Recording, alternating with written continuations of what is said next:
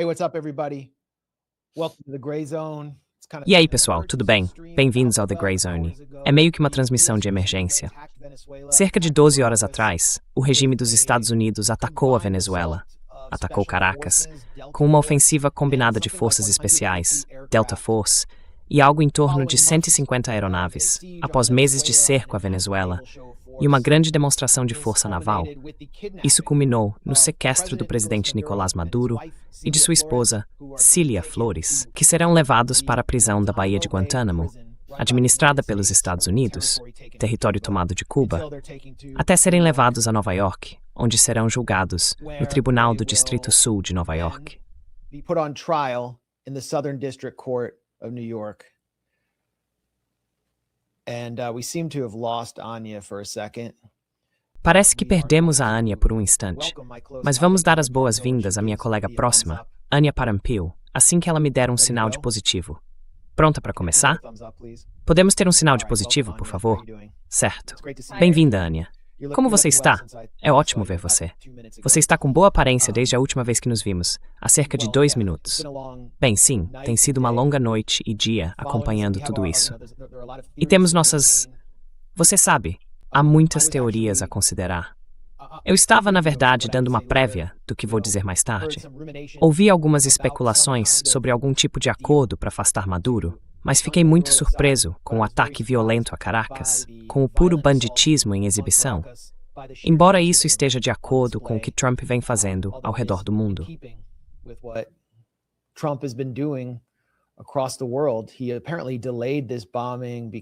Aparentemente, ele adiou esse bombardeio porque queria bombardear a Nigéria primeiro, o país com as maiores reservas de petróleo da África. Mas, Anya, você tem coberto a Venezuela há tanto tempo quanto eu, e na verdade produziu um livro bastante valioso sobre o assunto, Golpe Corporativo, que todos que estão assistindo aqui deveriam adquirir. É exatamente isso que parece.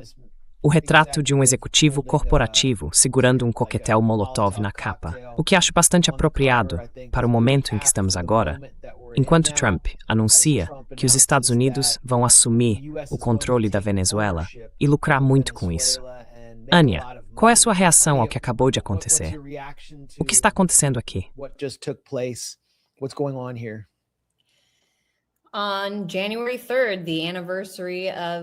No dia 3 de janeiro, o aniversário de uma operação semelhante no Panamá que removeu Manuel Noriega, isso me chamou a atenção antes de tudo quando alguém mencionou.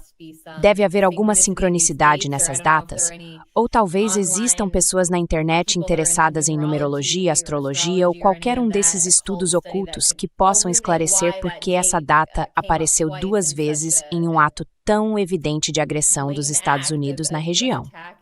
Um ato do que, imagino, Donald Trump agora chama de doutrina Monroe. Foi o que ele disse durante sua coletiva de imprensa hoje sobre o uso da força contra nações soberanas em nosso hemisfério.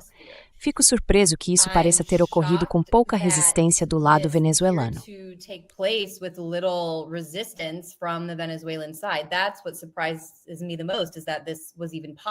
O que mais me surpreende é que isso tenha sido possível em primeiro lugar, porque estamos falando da Venezuela. É um país sério, com um exército sério. Eles têm armas antiaéreas que poderiam facilmente ter derrubado aqueles helicópteros do céu. Pelo que entendi, armas nem tão sofisticadas quanto os sistemas antiaéreos poderiam tê-los abatido, considerando que voaram tão baixo. Isso também me faz lembrar do que aconteceu com Manuel Zelaya em Honduras, lá Foi em 2009, não foi? Quando o governo Obama supervisionou um golpe em que os militares hondurenhos entraram na residência presidencial, arrastaram Zelaya da cama de pijama e o colocaram em um voo para Costa Rica.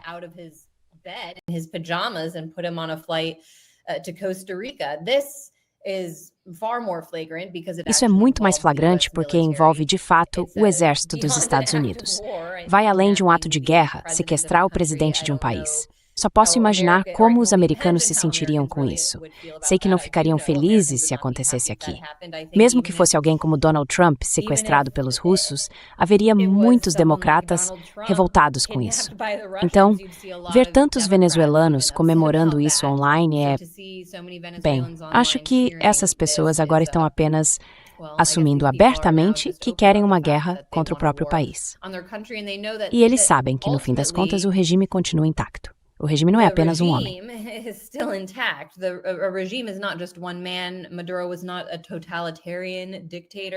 Maduro não era um ditador totalitário, nem acho que os Estados Unidos tenham tentado retratá-lo dessa forma. Mas o sistema, o partido que ele representava, o chavismo, o movimento que está na Venezuela há mais de 20 anos e governa há mais de 20 anos, ainda está firmemente estabelecido, tanto nas ruas quanto nas Forças Armadas, pelo que podemos ver. Portanto, não se trata realmente de uma política de mudança de regime que ocorreu aqui, pelo menos na minha opinião. É mais uma reorganização das cartas ou da face do chavismo. E isso levanta questões sobre como tudo isso foi permitido e quem tinha interesse em tirar Maduro de cena. Acho que essas são perguntas legítimas a serem feitas neste momento.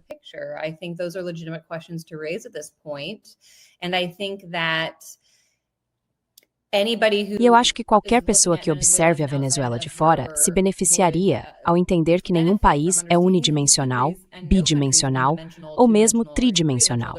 Existem tantas camadas, facções e interesses em jogo, até mesmo dentro de um movimento político como o chavismo, que aberturas como essa se tornam possíveis. E, sinceramente, o que mais me chama a atenção novamente é que isso me lembra muito o caso da Síria, onde, quando a Síria caiu no ano passado, não foi no auge da guerra suja contra o país, não foi no pior momento deles. E a mesma coisa com a Venezuela. Eu escrevo no livro sobre como o auge da guerra suja, a guerra financeira, se desenrolou. Um tipo de guerra híbrida, Beckford. A guerra híbrida, em termos de sofrimento no terreno na Venezuela, ocorreu há vários anos, por volta de 2015 a 2017. Desde 2019, houve outra queda por causa das sanções ao petróleo que Trump impôs. Mas, na verdade, o país vem se recuperando desde então. Eles tiveram a eleição em 2024, na qual Maduro declarou vitória. E a oposição certamente viu esse momento, assim como os Estados Unidos, como uma oportunidade para tentar retomar o poder. Mas ele conseguiu manter-se no poder, independentemente do que se pense sobre a forma como essa eleição foi conduzida. Ele conseguiu.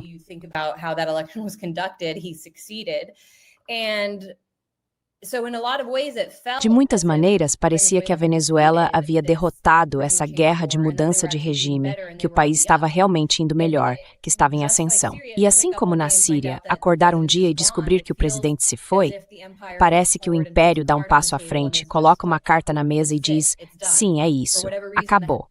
Por qualquer motivo, o que pensávamos ou que parecia ser um governo forte simplesmente desaba, e não em um momento que fizesse sentido. Então, eu definitivamente acho que isso sugere que há muitos interesses em jogo aqui e que os Estados Unidos provavelmente conseguiram explorar uma situação muito complicada.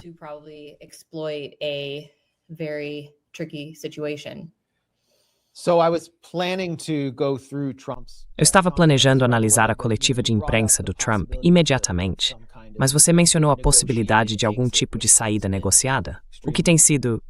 Bem, você sabe, vimos muitos rumores sobre isso, relatados por veículos como a Sky News e outros meios de comunicação corporativos. Tem havido muita discussão a respeito. Você mencionou isso no Twitter. Devemos falar sobre isso agora ou... Bem, tudo bem. Vamos apenas... Quero destacar algo que eu disse na nossa última transmissão ao vivo e também quero destacar comentários que você fez hoje no Twitter.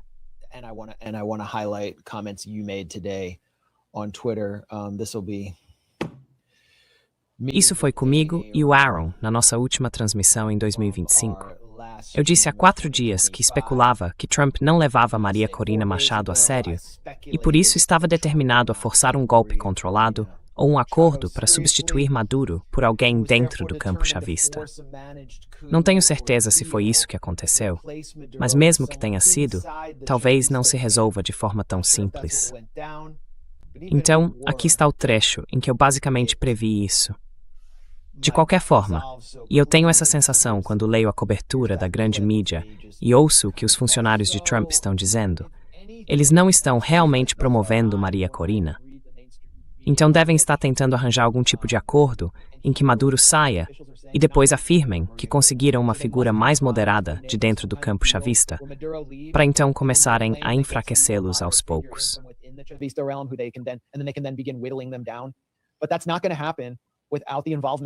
Mas isso não vai acontecer sem o envolvimento de uma figura como Diosdado Cabello, que faz parte do governo Maduro, mas tem muita influência entre os militares. Então, certo, esse é um cenário plausível agora, e vamos falar sobre os comentários de Trump, que na verdade reforçam a possibilidade desse tipo de cenário. Aqui está o que você disse, com mais detalhes hoje, citando suas fontes.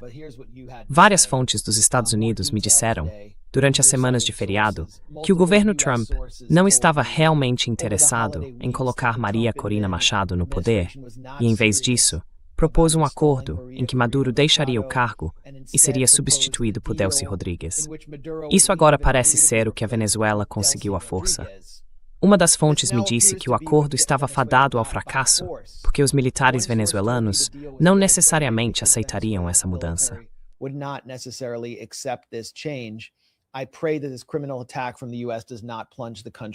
Eu rezo para que esse ataque criminoso dos Estados Unidos não mergulhe o país em uma guerra civil.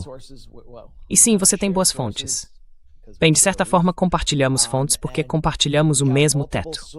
E temos várias, eu diria que temos várias fontes que estiveram próximas das negociações ou que têm algum conhecimento do que vem acontecendo nos bastidores em Washington e Caracas. E sabe, ainda não está claro, falando por mim, exatamente se isso aconteceu, ou o que exatamente aconteceu. Mas então, quando a coletiva de imprensa de Trump aconteceu, ele fez alguns comentários que realmente reforçaram o que estávamos ouvindo. Pode não ser tudo, mas faz parte disso. E o StreamYard está tornando bem difícil colocar coisas na tela hoje em dia. And StreamYard makes it really hard to get stuff on screen these days. Of opposition leader Machado, and have you been in contact with her? No. So the question was. Então a pergunta foi: você ouviu algo sobre o paradeiro da líder da oposição, Machado, e você entrou em contato com ela? E agora o Trump está fazendo alguns comentários bem duros.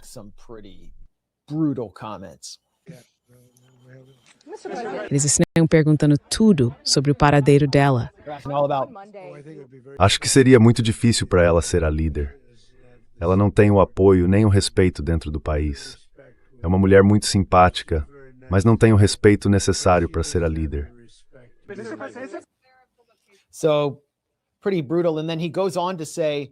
Então, bem brutal.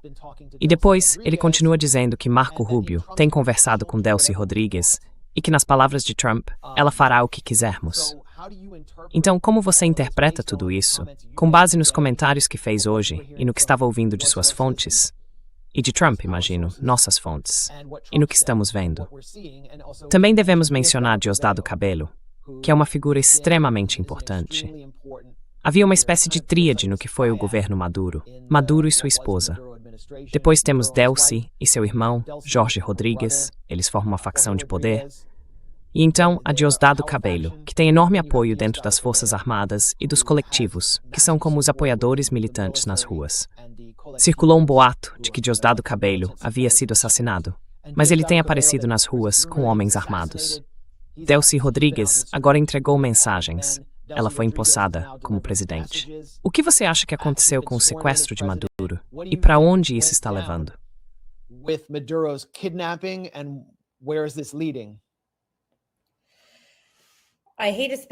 Eu odeio especular, porque sim, nós realmente temos boas... Bem, devo dizer que quando falo em múltiplas fontes, não estou me referindo a pessoas que estão todas na mesma sala confirmando as coisas só para podermos chamar de múltiplas fontes. São pessoas de mundos diferentes, que têm acesso a essas negociações e aos acordos que foram propostos. Não ambos, como muitos eu diria sim, várias fontes, certo? E essas não são pessoas que necessariamente se conhecem ou convivem. Não, exatamente. Então eu sei que algumas pessoas podem dizer, várias fontes, bem, são só 2 pessoas que estavam negociando juntas e te contaram? Não, é mais do que isso. Então, acho que posso dizer com confiança que houve um acordo proposto nas últimas semanas que realmente pediu para Maduro se afastar e simplesmente colocar Delcy em seu lugar.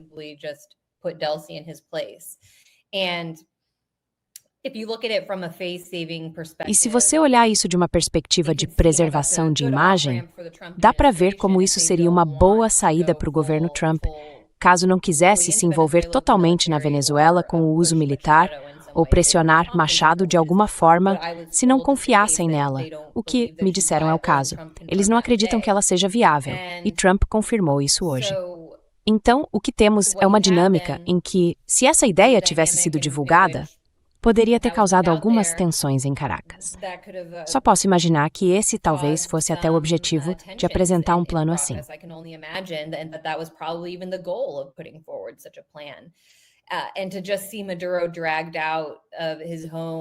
E só de ver Maduro sendo arrastado para fora de casa de pijama, é simplesmente bizarro demais para mim acreditar que isso realmente aconteceu, porque não acho que os venezuelanos sejam incompetentes. Então, estou realmente chocado com essa imagem. E isso me faz pensar, sim, sobre aquele acordo que foi proposto antes, porque agora eles conseguiram de qualquer forma. E não é como se fôssemos necessariamente descobrir a verdade, nem do governo Trump, nem do lado venezuelano neste momento. Acho que provavelmente é mais complicado do que qualquer um dos lados vai admitir, mas eu sei com certeza que a própria Delcy e o irmão dela são... Delcy herself and her brother they already were. Eles já eram, possivelmente, a dupla mais poderosa da Venezuela. Maduro e sua esposa são muito poderosos, mas quando você dá um passo atrás e realmente observa o governo, Delcy é a vice-presidente. Ela atuou como ministra da Economia, é a chefe da PDVSA, a empresa de petróleo, e seu irmão é o líder do parlamento. Embora o parlamento deva entrar em vigor, ser empossado na próxima semana. Então, eles acumularam muito poder nos últimos anos. E ela é uma sucessora natural de Maduro nesse sentido. Mas, como eu disse, esses tipos de relacionamentos eu acho são mais complicados do que os americanos conseguem realmente compreender.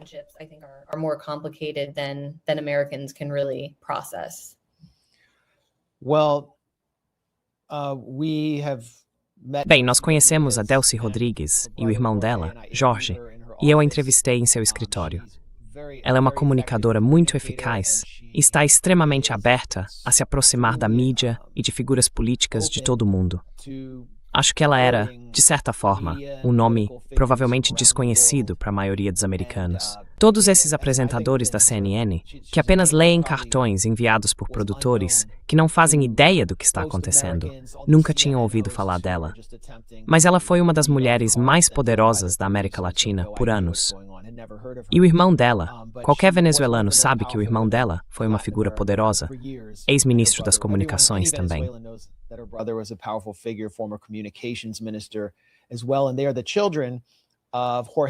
Eles são filhos de Jorge Antônio Rodrigues, que foi torturado até a morte durante a Quarta República, o tipo de democracia que os Estados Unidos querem restaurar na Venezuela. Em 1976, enquanto estava preso, ele era um líder revolucionário da esquerda venezuelana da época. Sob o governo da Acción Democrática de Carlos Andrés Pérez, que era de centro-esquerda, social-democrata, mas também meio controlado pelo FMI, eles queriam neutralizar a esquerda socialista. Então, travaram uma guerra suja e fizeram desaparecer, acredito, mais de 1.000 pessoas. Ela vem desse legado e dessa tradição. É por isso que eu a questionei sobre isso no final da nossa entrevista, que se concentrou principalmente na guerra econômica e híbrida contra a Venezuela, e em como eles estavam respondendo, como estavam lidando com a Covid e assim por diante.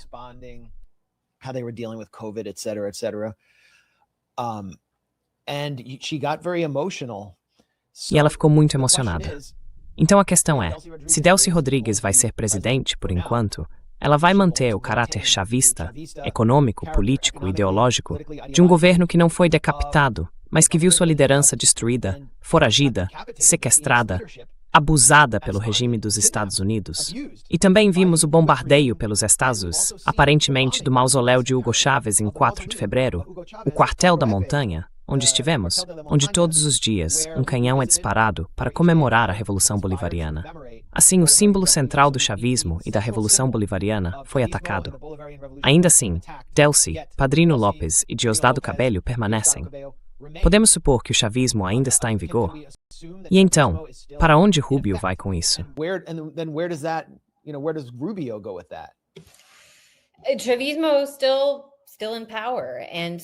O chavismo ainda está no poder. Então, pode ter sido algo tão simples quanto o fato de estar tão obcecado por Maduro. Ele havia transformado Maduro na questão central e levado essa guerra tão longe que precisava de um troféu. Remover Maduro foi o melhor que conseguiram fazer, mesmo sabendo que ir além ou realmente forçar uma mudança de regime era impossível. Então, acho que esse pode ter sido o cenário. E por algum motivo, de alguma forma,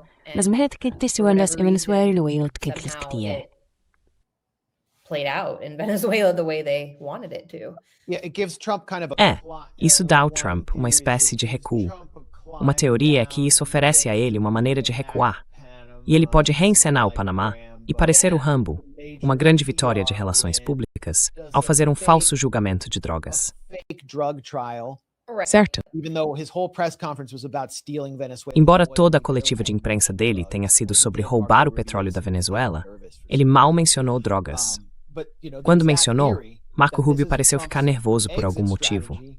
Existe aquela teoria de que essa seria a estratégia de saída de Trump, mas então ele ameaçou voltar atrás. Então, como tomar o controle da Venezuela?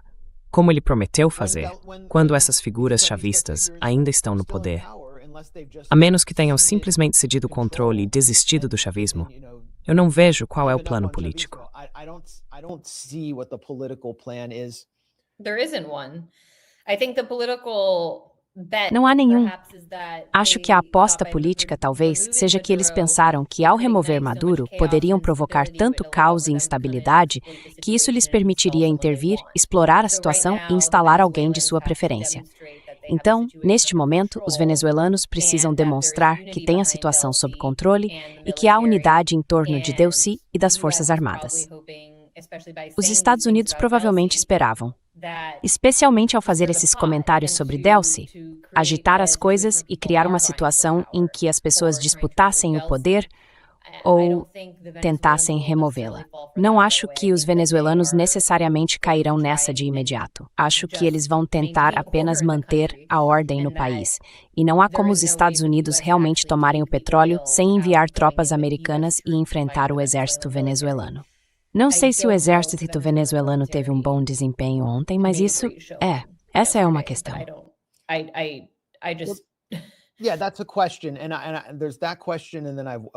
E aí está essa questão. Depois tenho mais uma, só sobre o possível tipo de negociação, ou negociação suja, que é o que me preocupa. Tipo, quando vi que Nicolás Maduro tinha sido capturado, por que estão dizendo capturado? Ele não foi capturado, ele foi sequestrado. É um refém do regime dos Estados Unidos. Isso é um banditismo completamente ilegal. Mas enfim, é o que é. Como isso é possível? Como eles conseguiram realizar uma operação tão limpa da Força Delta, a menos que alguém os tenha traído ou que tenha havido um acordo? Esse foi meu primeiro pensamento inicial. É isso ou total incompetência. E eu simplesmente não consigo aceitar isso. Sim, e os helicópteros Chinook estavam circulando tão baixo sobre Caracas que, sabe, poderia ter se transformado em um cenário tipo Black Hawk Down, sendo atingidos por um RPG, como vimos em Mogadíscio. Eles não precisam tipo dos grandes sistemas de aeronaves, mas estavam simplesmente avançando sem qualquer resistência aparente. E agora você vê os colectivos nas ruas, os apoiadores do chavismo nas ruas.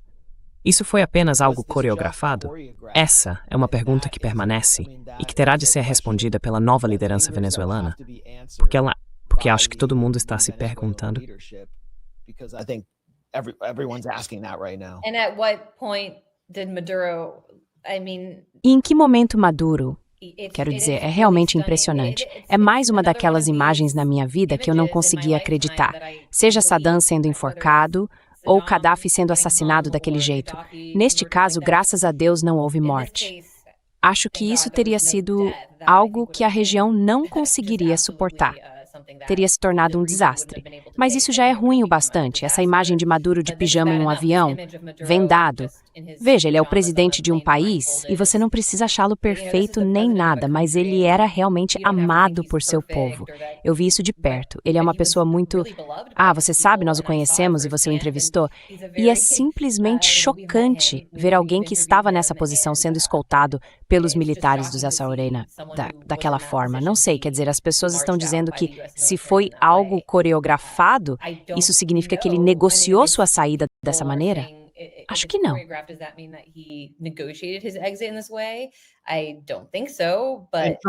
Mas Trump negou ter negociado sua saída.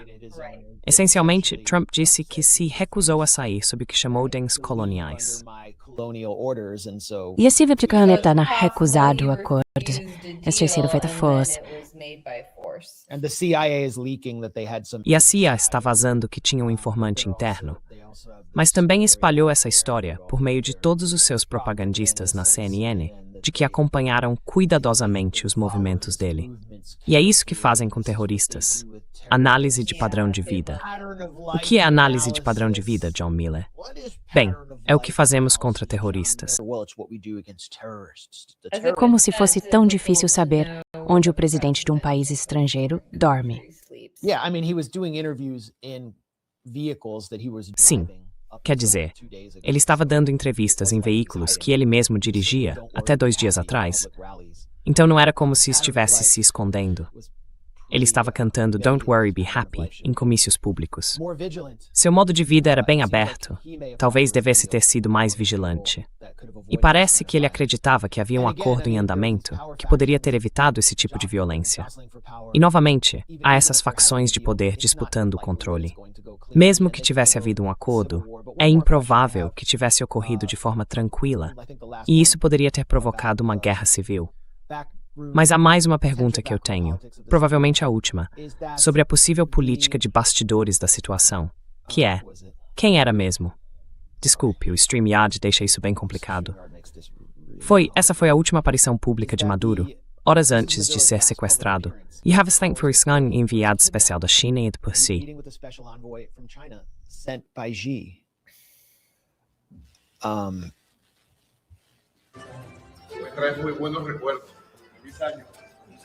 Quer dizer, isso é, na prática, uma reunião com enviados. Ele está se reunindo com enviados de Xi. Os Estados Unidos estão planejando bombardear toda a área ao redor do Palácio de Miraflores, colocando em risco a vida dos enviados de Xi. E vão mirar no homem que está ali, no meio daquela sala. A China fazia ideia de que isso ia acontecer? E se não, como vai reagir? Isso não é sobre, eu não vejo isso como sendo sobre, multipolaridade, em que os Estados Unidos simplesmente controlam o hemisfério ocidental e reafirmam a doutrina Monroe, como disse Donald Trump. Isso não é voltado apenas contra a Venezuela, é voltado contra toda a esquerda latino-americana, incluindo a centro-esquerda, como Lula no Brasil. E também é voltado contra a China, e obviamente contra o Irã e a Rússia. E aliás, segundo a Reuters, 4 fontes afirmam que Delcy Rodrigues estava em Moscou.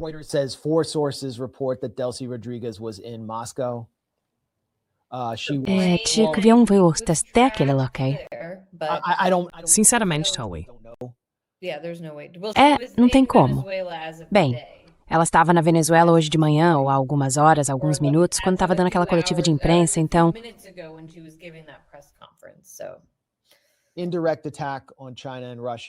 Ataque indireto à China e à Rússia. A China e a Rússia respondem dizendo, certo, então, o seu Zelensky e o Budanov estão acabados. E nós também vamos em frente. E tomamos Taiwan. Se vocês continuarem com isso, porque tínhamos interesses econômicos e políticos sérios na Venezuela, que não representava nenhuma ameaça militar para vocês. E vocês estão colocando sistemas de armas avançados bem na nossa fronteira imediata, incluindo um novo, algo como uma remessa de armas de 10 bilhões de dólares para Taiwan, incluindo mísseis ATACMS. Já chega disso. Onde a Rússia e a China se encaixam nisso? Where do Russia and China fit in here? É uma grande interrogação. De novo, é apenas especulação. Não sabemos o que eles sabem. Mas, com certeza, bem, eu vi Alexander Dugin tweetar que isso não é sobre a Venezuela, é sobre a Terceira Guerra Mundial. E eu concordo, porque escrevo no meu livro sobre como o petróleo venezuelano abasteceu os aliados, os britânicos, durante a Segunda Guerra Mundial, com inicialmente 40% e depois 80% de suas importações de petróleo. Isso literalmente alimentou o exército britânico durante a Segunda Guerra Mundial. Lembro-me de estar em Caracas em 2019 para a reunião do Movimento dos Não Alinhados e conversar com um diplomata venezuelano que me disse que quem controlar a Venezuela daqui para frente terá um grande prêmio em petróleo para a Terceira Guerra Mundial. Ele basicamente disse que eles precisam nos controlar, porque se houver uma grande guerra global, vão precisar desse petróleo.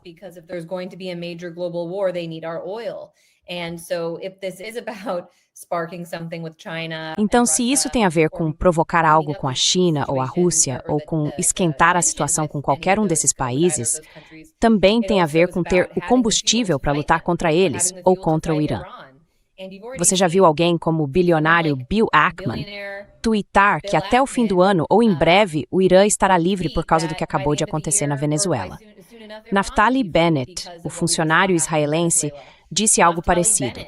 Basicamente que o Irã é o próximo. Então, por que esses influenciadores sionistas estão dizendo isso? No dia seguinte, Netanyahu estava com Trump, logo antes de isso acontecer. Quer dizer, eles nem estão tentando esconder mais a essa altura.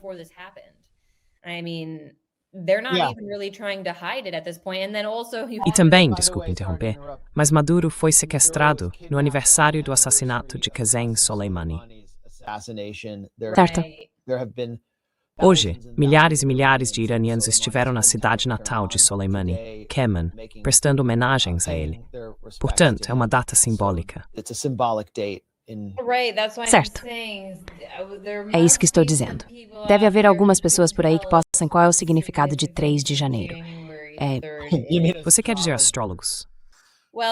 Bem, há pessoas que fazem outros tipos de análise, de datas, números e de como eles são manipulados.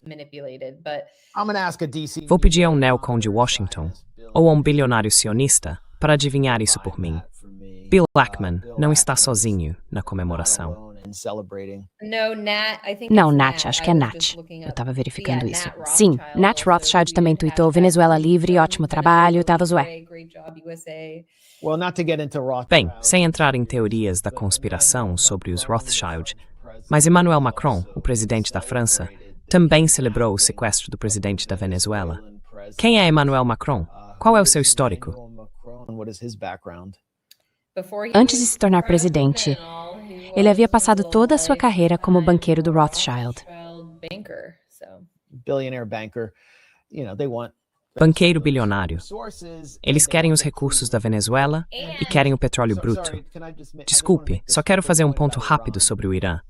A carta na manga do Irã é fechar o Estreito de Hormuz se for atacado pelos Estados Unidos e por Israel. Os Estados Unidos podem querer roubar o petróleo bruto da Venezuela como uma espécie de seguro, caso o Irã faça isso, para privá-lo dessa carta na manga. Mas você estava dizendo... Bem, não querendo voltar às teorias da conspiração sobre os Rothschilds, mas voltando a elas só por um minuto, o Banco da Inglaterra também roubou todo o ouro da Venezuela e provavelmente nem o tem em seus cofres físicos. Então fica a dúvida sobre para onde tudo isso foi. Você pode nos contar rapidamente sobre o roubo do ouro da Venezuela? Weathers entrevista sobre isso tantas vezes. Em 2 frases. Antes da tentativa inicial de golpe que Trump fez em 2019, a Venezuela havia solicitado a repatriação do que então talvez fosse menos de $1 bilhão em barras de ouro do Banco da Inglaterra, seu ouro físico armazenado lá. Quando a Inglaterra e os Estados Unidos reconheceram Guaidó apenas alguns meses depois, esse pedido de repatriação ficou em risco, permitindo que o Banco da Inglaterra basicamente dissesse: vamos manter o ouro por tempo indeterminado. Isso, claro, se eles ainda o tiverem. Na época, Londres enfrentava uma escassez de ouro. E desde então, o ouro valorizou tanto que agora pode valer até mais de $2 bilhões. Então, sim, foi uma boa aposta para o Banco da Inglaterra. Os Estados Unidos roubaram o ouro da Venezuela. Eles simplesmente foram lá e pegaram. A Venezuela cometeu o erro de mantê-lo no Banco da Inglaterra. Provavelmente há muito tempo. Há algum tempo, os Estados Unidos, sob o governo Biden, roubaram um dos aviões de transporte de Nicolás Maduro. A administração Trump vinha apreendendo petroleiros venezuelanos e pretende continuar fazendo isso. Acho que isso leva Trump a anunciar que vai assumir o controle de todo o petróleo da Venezuela. Em sua coletiva de imprensa hoje, ao lado de Marco Rubio, ele basicamente disse: "Vamos pegar o petróleo da Venezuela e ganhar muito dinheiro." O que é exatamente o que Maria Corina Machado, a líder da oposição, vinha prometendo?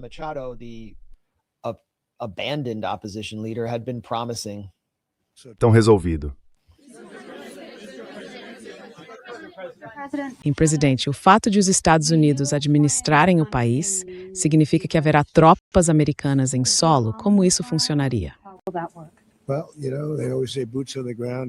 Bem, você sabe, eles sempre dizem botas no chão.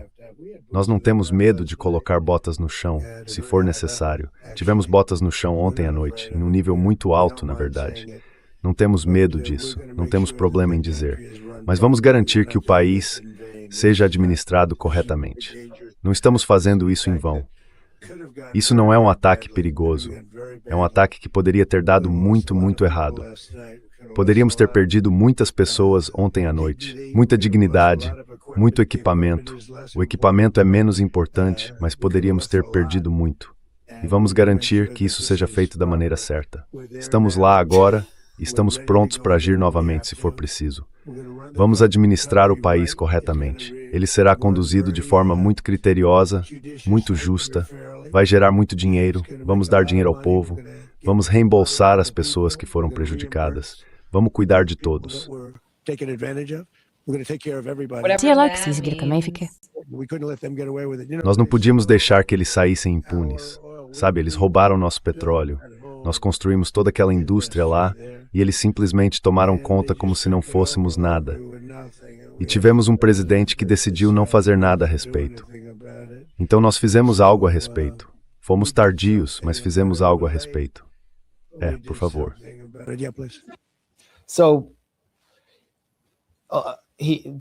Então, não sabemos o que significa o fato de Donald Trump querer essencialmente absorver a Venezuela nos Estados Unidos e tomar posse do país e de seus recursos. Vi figuras da oposição venezuelana, apoiadas pelos Estados Unidos, como Pedro Borrelli, que foi assessor de Juan Guaidó, questionarem o que Trump quis dizer com isso e chamarem o plano de politicamente bizarro. Trump reitera algo que ele e Stephen Miller vêm dizendo, que a Venezuela, na verdade, roubou nosso petróleo, que os Estados Unidos construíram a infraestrutura petrolífera na Venezuela e, portanto, o país estaria apenas retomando o que era legitimamente seu. Qual é a história da indústria petrolífera dos Estados Unidos na Venezuela, especialmente da ExxonMobil? E os Estados Unidos realmente roubaram o petróleo da Venezuela. A Venezuela sob Chávez realmente apenas roubou o petróleo que pertencia aos Estados Unidos.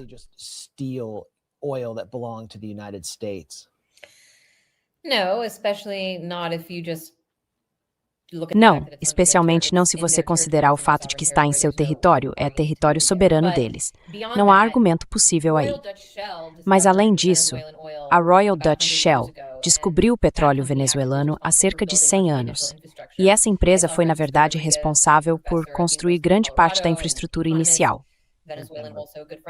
Vi Francisco Rodrigues, um economista venezuelano e professor na Universidade do Colorado, também um bom amigo, fazer uma boa refutação disso no X, explicando que afirmar que os Estados Unidos construíram a indústria petrolífera da Venezuela é absurdo. E além disso, Chávez não foi o único a iniciar o processo de assumir o controle soberano sobre a indústria do petróleo. Isso, na verdade, começou sob Carlos Andrés Pérez, quando ele nacionalizou o setor. Mas, é claro, atores estrangeiros ainda mantiveram controle, especialmente a Exxon. Particularly Exxon, and E Chávez acabou expulsando-os do país e tomando o controle de suas operações. Mas, novamente, como os americanos se sentiriam se uma empresa estrangeira chegasse e começasse a extrair petróleo ou controlar todos os aspectos do suprimento energético soberano dos Estados Unidos? Acho que é apenas uma questão de tempo até percebermos, em 2026, que os países não vão mais aceitar isso. Então, esse argumento de que isso de alguma forma nos pertence simplesmente não se sustenta. Trump fala como se já controlássemos a Venezuela, mas não controlamos. Não vamos simplesmente entrar lá agora e pegar o petróleo. Não será fácil tomar o controle dos campos petrolíferos. Então, realmente não acho que ele tenha um plano nesse sentido. Acho que pode ser um tipo de wish casting, uma esperança de que haja tanta instabilidade nas próximas semanas que eles consigam exploração.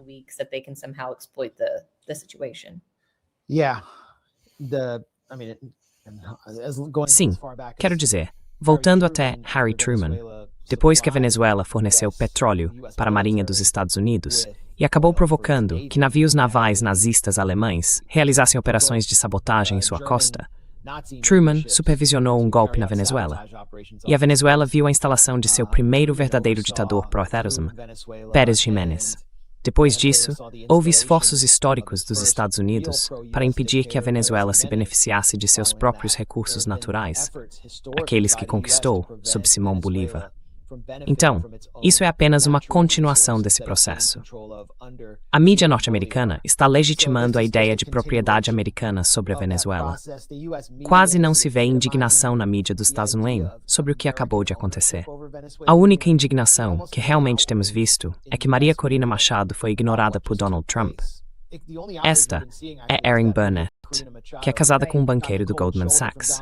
This is Erin Burnett, who's married to a Goldman Sachs banker.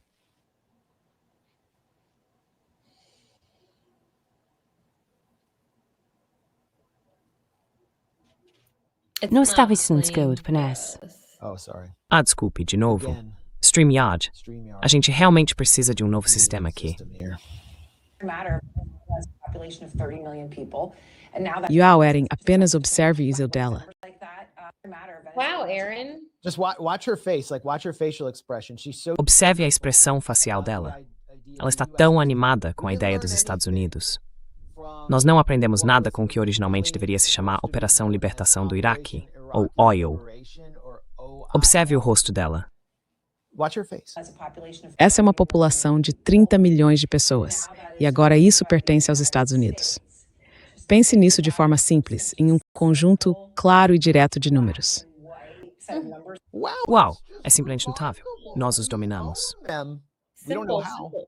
Não sabemos como. Aliás, Erin normalmente não trabalha aos sábados.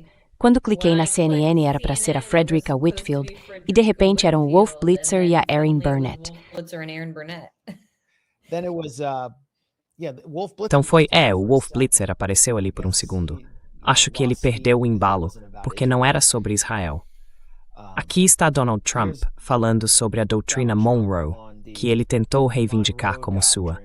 Erin Burnett disse que foi quando os Estados Unidos assumiram o controle da América Latina. Es vis fortfarande det var vis for petrol. Ah, Oh yeah. Remember those? Como se tocar uma autoridade superior tivesse os Estados Unidos som controle sobre a Venezuela. It was a treaty. não, foi um tratado, como a compra da Louisiana. Aqui vamos nós. Potencialmente em conluio com os cartéis que operam ao longo da nossa fronteira. Todas essas ações foram uma grave violação dos princípios fundamentais da política externa americana, que remontam a mais de 2 séculos. E isso acabou. Tudo começou lá atrás, com a doutrina Monroe. E a doutrina Monroe é algo importante, mas nós já a superamos, e muito, de verdade. Agora chamam de documento Donroe, não sei, é a doutrina Monroe. Certo, Rubio? Foi muito importante. Mas nós esquecemos, não esquecemos mais. Sobe.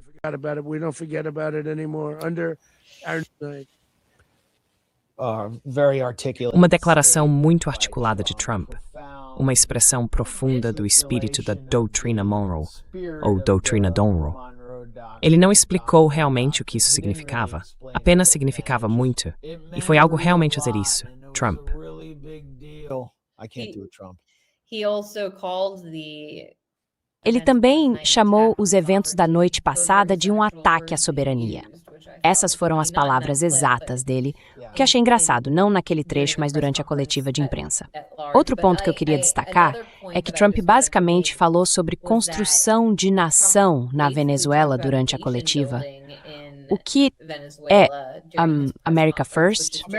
É totalmente não America First. Ele basicamente disse que precisamos ir até lá e reconstruir toda a infraestrutura deles. Bem, isso é porque os comparsas dele querem os contratos para fazer tudo isso. Sim, depois que nós destruímos aquilo. Depois que sancionamos e arruinamos a indústria deles.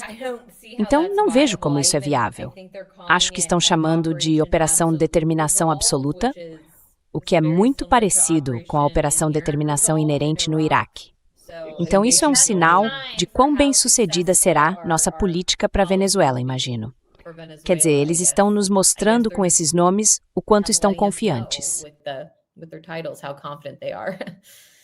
That's a great point. Donald Trump is Esse é um ótimo ponto. Donald Trump está repetindo o exercício neoconservador de construção de nação de George W. Bush no Iraque, quando funcionários da Heritage Foundation foram enviados para administrar um governo neoliberal falso inteiro a partir da Zona Verde em Bagdá. Um desastre completo. Os Estados Unidos estavam administrando clínicas hospitalares e construindo quartéis de bombeiros em Bagdá, enquanto os quartéis de bombeiros desapareciam em todo o país. E é isso que está acontecendo sob Trump, exceto que Trump concorreu contra isso. Ele humilhou e destruiu pessoalmente Jeb Bush no palco do debate, e também Marco Rubio, em 2015, porque eles eram os construtores de nações neoconservadores. E agora Marco Rubio está completamente submisso a Donald Trump.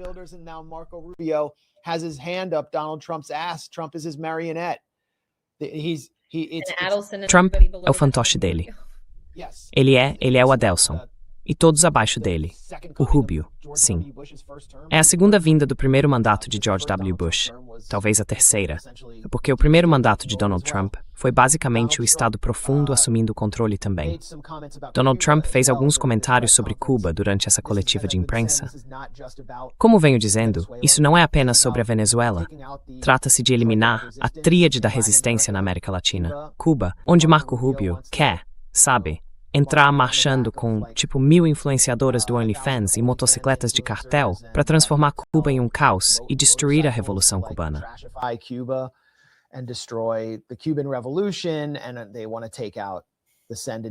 E eles querem derrubar imediatamente o governo sandinista na Nicarágua. Mas Donald Trump também ameaçou diretamente Claudia Sheinbaum, a popular e eleita presidente do México, que é uma figura de centro-esquerda, responsabilizando-a pelos cartéis. Ele ameaçou hoje. Ele também ameaçou Gustavo Petro, que é um social-democrata, e chegou a pedir publicamente uma transição para a saída de Maduro. Ele não era exatamente um aliado próximo de Maduro na Colômbia.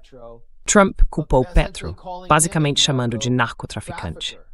Gustavo Petro fez mais do que qualquer líder colombiano nos últimos anos, certamente mais do que Álvaro Uribe, que está, na verdade, na lista dos 100 principais narcotraficantes da DEA.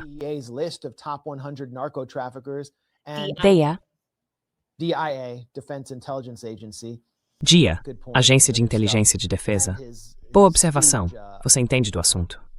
E o capanga dele, Ivan Duque. Isso é apenas uma retórica ridícula. Tudo se resume a eliminar a esquerda latino-americana. É tudo sobre geopolítica, sobre instalar intermediários locais que permitam aos Estados Unidos explorar e até prender pessoas.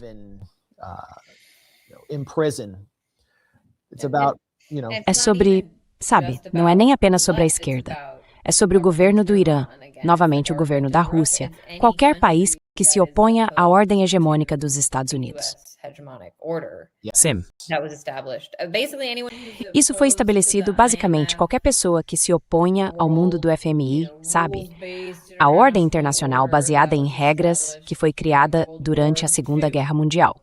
Você pensaria que estamos lutando por algo novo agora, mas parece que eles estão apenas consolidando seu poder. consolidating their power. Consolidating through gangsterism. Consolidando por meio do gangsterismo, a lei da selva, a força bruta, a morte em massa, força bruta, morte em massa. E isso é um sinal do que está por vir. Aqui está Trump, quando perguntado sobre Cuba, e Marco Rubio intervém. Marco Rubio jumps in. Sim, senhor, por favor, prossiga. Alguma mensagem aqui para Cuba e Díaz-Canel? Bem, Cuba é um caso interessante. Cuba, como você sabe, não está indo muito bem neste momento. Esse sistema não tem sido muito bom para Cuba. O povo de lá tem sofrido por muitos e muitos anos.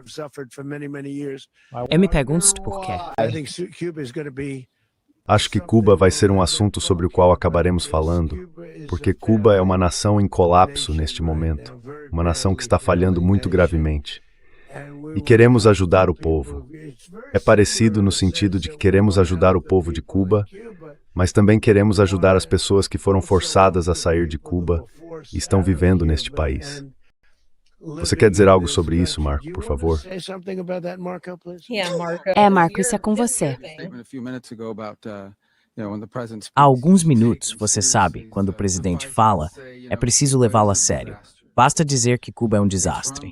É governada por homens incompetentes e cínicos. E então, o que ele acabou de dizer enquanto estava ao lado de Trump, que é governada por... Bem, Díaz-Canel é muito mais jovem que Donald Trump, e eu acho bem menos senil. Em alguns casos não é senil, mas ainda assim incompetente. O país não tem economia, está em colapso total. E isso seria ele, sabe? Eles eram, sabe, todos os guardas que ajudaram a proteger Maduro. Isso é bem conhecido. Toda a agência de espionagem deles, tudo isso, estava cheia de cubanos. Quero dizer, é impressionante. Essa força basicamente tomou conta da Venezuela em alguns casos. Um dos maiores problemas que os venezuelanos têm é que precisam declarar a independência de Cuba.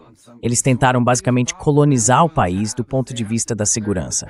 Então sim, veja, se eu morasse em Havana e fizesse parte do governo, eu estaria pelo menos um pouco preocupado.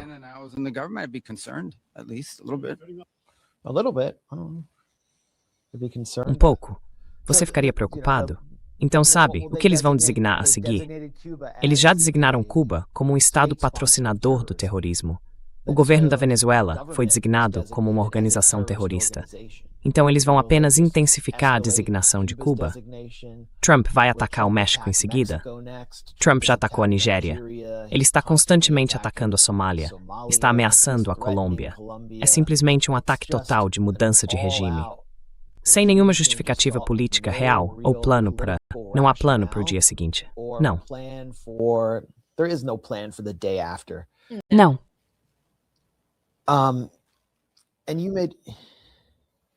E você fez, novamente, o ponto sobre... Bem, na verdade, vamos voltar a mais um comentário de Donald Trump, porque isso é altamente significativo. Considerando que Maduro deve ser julgado, inclusive por porte de arma, em um país inundado de armas, cheio de fanáticos por armas e defensores da Segunda Emenda, ele será julgado com base em uma disposição sobre armas de 1934, além de conspiração de tráfico de cocaína no Tribunal do Distrito Sul de Nova York. Esse é o mesmo tribunal onde Juan Orlando Hernández foi processado e condenado. Este é Donald Trump, defendendo o homem que enviou mais de 400 toneladas de cocaína para os Estados Unidos. Juan Orlando Hernández, do regime golpista hondurenho.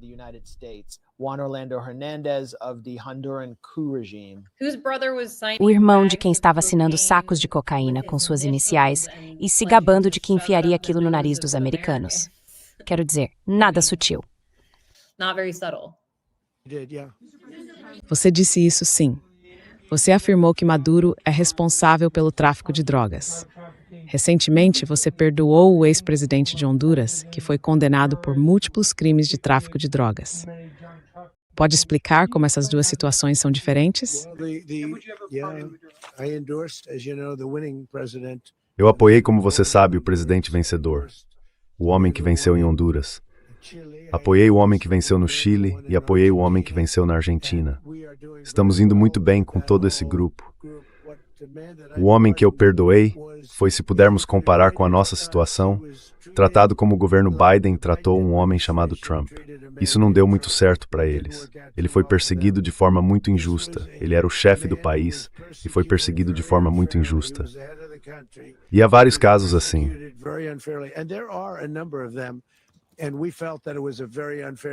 Sentimos que foi uma situação muito injusta que aconteceu com ele.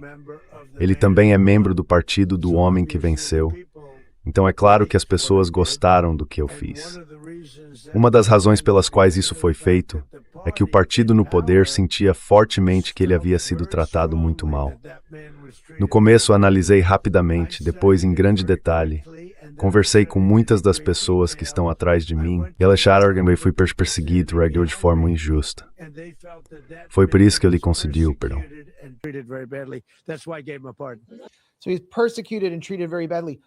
Então ele foi perseguido e tratado muito mal.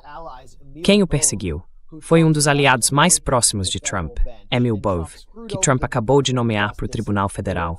E Trump anulou a decisão do Departamento de Justiça. Eles trabalharam por anos para processar Juan Orlando Hernández. Ania, você coassinou uma análise clínica e metódica da acusação contra Juan Orlando Hernández para nós, e foi um texto devastador. Acho que fomos um dos únicos schools que realmente cobriram a acusação. A própria acusação foi devastadora. O que Trump está defendendo aqui?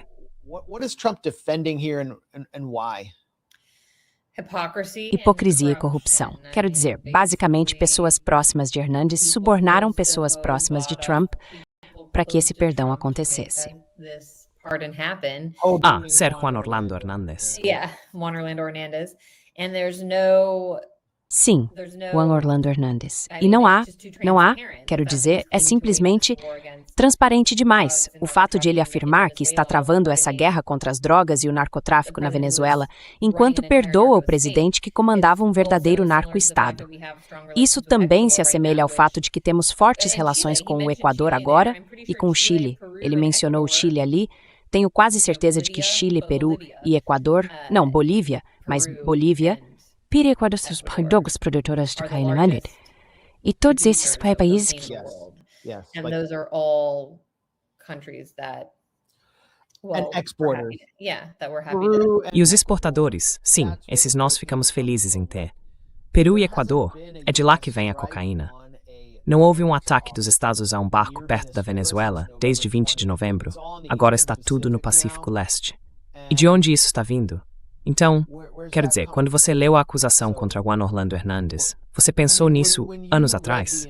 Quero dizer, pareceu algo crível para você? Ela foi redigida por aliados muito próximos de Trump. Sim, foi movido pelo governo dos Estados Unidos e o caso foi julgado em um tribunal americano e ele foi considerado culpado. Quero dizer, Trump não tem base alguma para sustentar esse caso.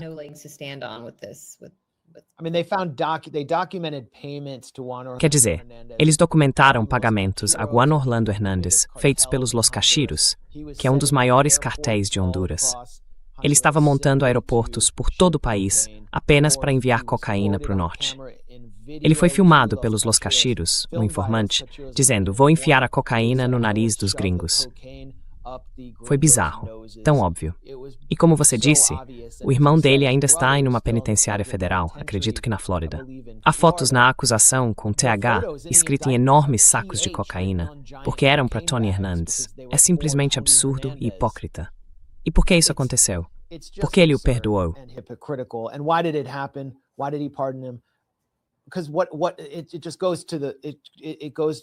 Porque isso vai direto à realidade essencial do que é o governo Trump e do que realmente é a era dourada, ou talvez a era castrada de Donald Trump. É apenas uma tentativa de se apoderar do que resta do capitalismo global para si mesmo, sua família e seus aliados. Mark Andreessen, David Sachs, esses bilionários do setor de criptomoedas estavam muito interessados na zona soberana de Roatán, na costa de Honduras. O governo social-democrata de Xiomara Castro estava começando a reprimir e regulamentar essa zona, porque ela servia como canal para o tráfico de drogas e o crime. E Tito Asfura, o candidato do Partido Nacional de Juan Orlando Hernández, prometeu reabri-la. Então eles basicamente pagaram todos esses influenciadores, como Roger Stone e até o próprio Juan Orlando, para defender o perdão dele.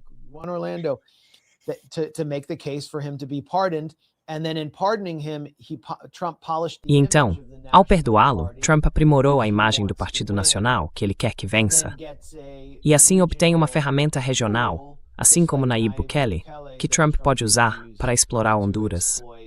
Então é disso que se trata aqui. É disso que se trata a Venezuela.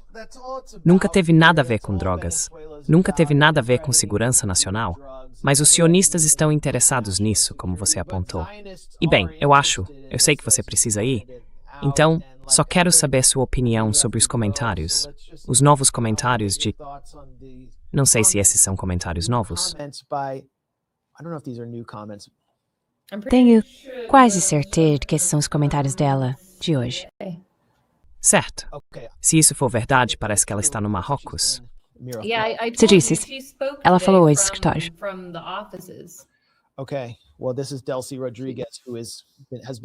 Certo.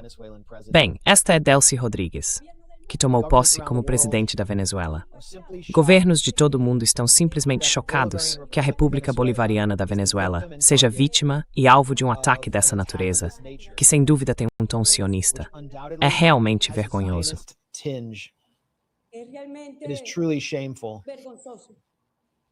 Maduro says this a lot. Maduro diz isso com frequência. Sim, Maduro diz isso com frequência. Ele afirma que os sionistas estão liderando uma conspiração contra ele, repetidamente. Acho que ele até já falou sobre o ocultismo e forças sombrias vindo atrás da Venezuela.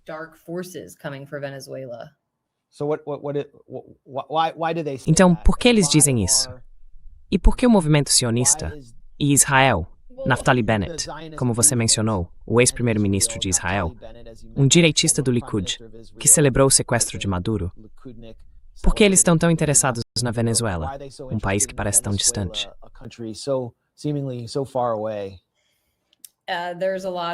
Há muitas maneiras de responder essa pergunta. O fato básico é que Chávez rompeu as relações com o governo israelense e denunciou Israel repetidamente. E Maduro continuou essa tradição. Quando estávamos na Venezuela, vimos Delcy Rodrigues fazer um discurso em que usava um kefié palestino e denunciava Israel. Mas, sinceramente, não sei se importa tanto para Israel. A Venezuela está nas Américas. Acho que, quando começamos a olhar para pessoas como Bill Ackman, ele não é apenas um sionista, é um grande jogador financeiro em nosso sistema capitalista global. E se olharmos para a ordem pós-Segunda Guerra Mundial, o que é a ordem internacional baseada em regras e o que é o FMI? Bem, a ordem internacional baseada em regras começou após a Segunda Guerra Mundial com a criação de Israel.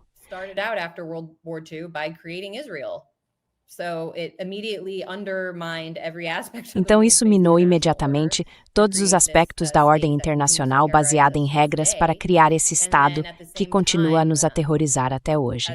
E, ao mesmo tempo, como resultado da guerra, esse sistema financeiro capitalista global se consolidou como uma rede por meio do FMI, do Clube de Roma e desses grupos financeiros formais que estão, na verdade, no centro do que viria a saquear a Venezuela se o regime do chavismo caísse.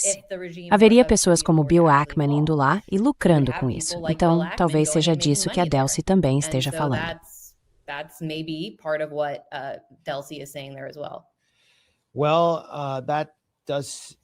Bem, isso parece ser confirmado por um novo relatório publicado hoje no Wall Street Journal.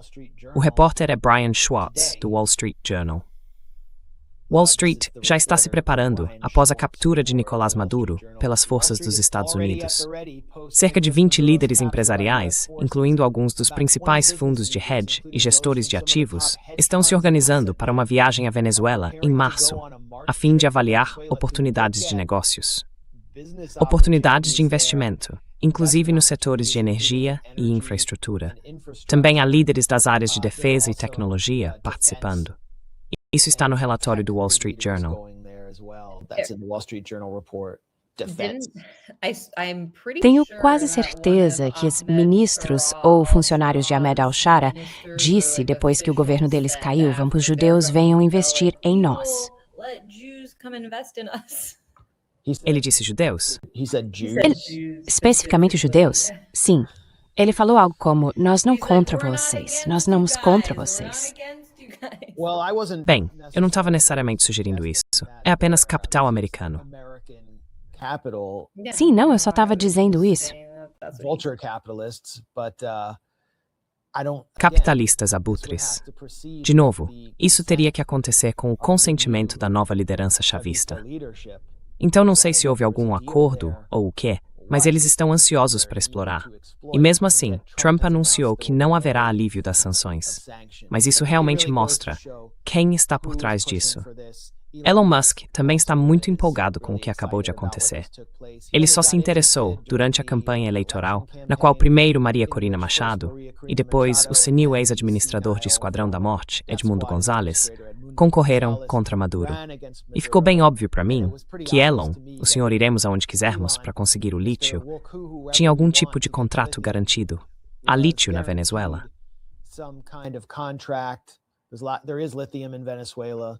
Sim. Há muitos metais preciosos se Machado entrar.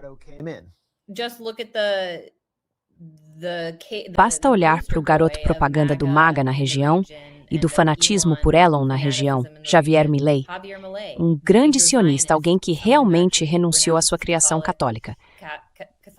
Desculpe, eu ia dizer catolicismo e acabei me interrompendo várias vezes. Ele renunciou ao catolicismo para iniciar o processo de conversão ao judaísmo e está totalmente envolvido com o grupo Chabad Lubavitch. Ele foi a Israel imediatamente após se tornar presidente. Quero dizer, isso está acontecendo na América Latina. Por quê? Enquanto isso, ele também entrega seu país ao FMI e possivelmente até cede o abastecimento de água soberano da Argentina a uma empresa israelense privada.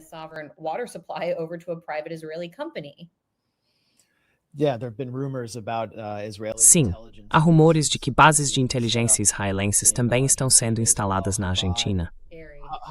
Javier Milei é membro do Chabad. Acredito que ele fez uma peregrinação ao túmulo de Menachem Schneerson. Howard Lutnick, no governo Trump, é seguidor do Chabad. Jared Kushner também. Ivanka e Trump fizeram desfile no túmulo dele para celebrar a vitória de Trump. O fraudador Charles Kushner, que pelo visto não nos importa porque ele não é o embaixador na França. Ele é o embaixador na França. Ele não é somali, então tudo bem.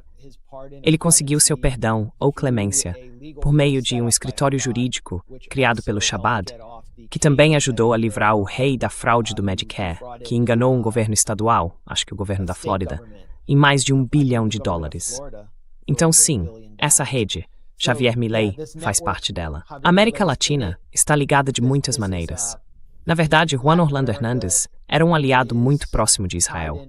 Ele pode até ter estado na inauguração da Embaixada dos Estados Unidos quando Trump a transferiu de Tel Aviv, em violação ao direito internacional. O presidente da Guatemala foi levado no jato particular de Sheldon Adelson.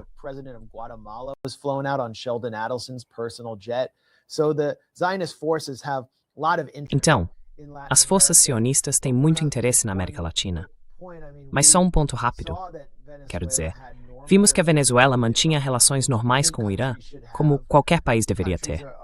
Os Estados Unidos, Israel e o eixo sionista esperam que os países tratem o Irã apenas como uma grande organização terrorista e não como um país normal. A Venezuela se recusou a fazer isso. E nós realmente visitamos um supermercado iraniano em Caracas que oferecia produtos de altíssima qualidade a preços baixos para os consumidores venezuelanos. Não encontramos nenhuma base secreta da Guarda Revolucionária lá, mas gravamos uma reportagem sobre isso, que você pode assistir no The Grey Zone. E acho que esse é um dos motivos pelos quais a Venezuela está sendo punida aqui. Aí eles dizem, tem o Hezbollah lá, eles vão nos invadir.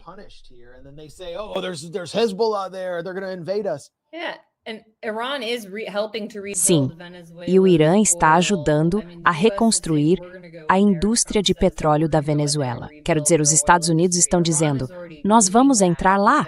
Trump diz, nós vamos entrar lá e reconstruir a indústria de petróleo deles.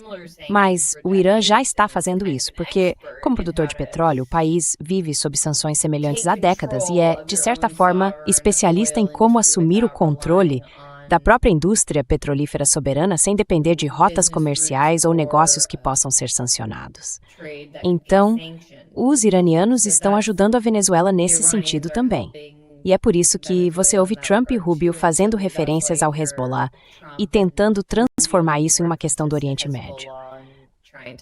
make it about the Middle East here. Nobody's accepting it in the United States. Ninguém está aceitando isso nos Estados Unidos.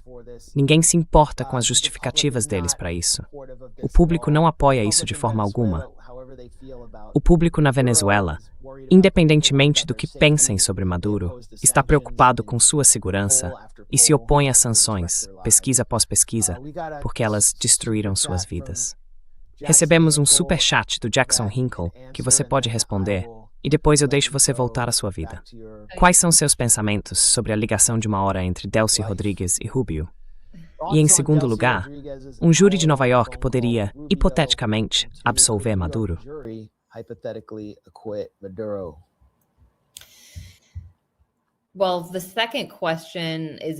Bem, a segunda pergunta é sim. A resposta é sim. Isso pode acontecer. Tenho certeza de que os Estados Unidos vão fazer uma campanha intensa e que podem apresentar um caso em breve provando suas alegações se quiserem. Quero dizer, eles obviamente têm algo ali, não tenho certeza se é legítimo, mas eles acham que tem um caso e vão tentar processá-lo. Mas é bem possível que não haja nada ali. Então sim, quero dizer, um júri poderia absolvê-lo. E bem, você testemunhou um julgamento com júris? Na verdade, eu teria que verificar e ver que tipo de julgamento será. Sim, você testemunhou uma juíza federal, Beryl Howell, indicada por Obama, presidir o julgamento dos defensores da Embaixada da Venezuela, os 3 da Embaixada. Você fez parte da defesa da Embaixada. Estava dentro dela, reportando para nós, quando estava sob cerco pelo complexo industrial Gusano e pelo falso embaixador de Juan Guaidó, aquele grupo de capangas, enquanto o governo dos Estados Unidos tentava tomá-la. Acho que foi o maior ato de resistência anti-imperialista que já vi no coração de Washington, D.C. E eles levaram a julgamento os 3 últimos, que foram realmente presos pela polícia. Você viu como eles tentaram isso? Sim, eles podem limitar o que você tem permissão para falar na sala de audiências. O juiz é muito hostil, muito meio imperialista.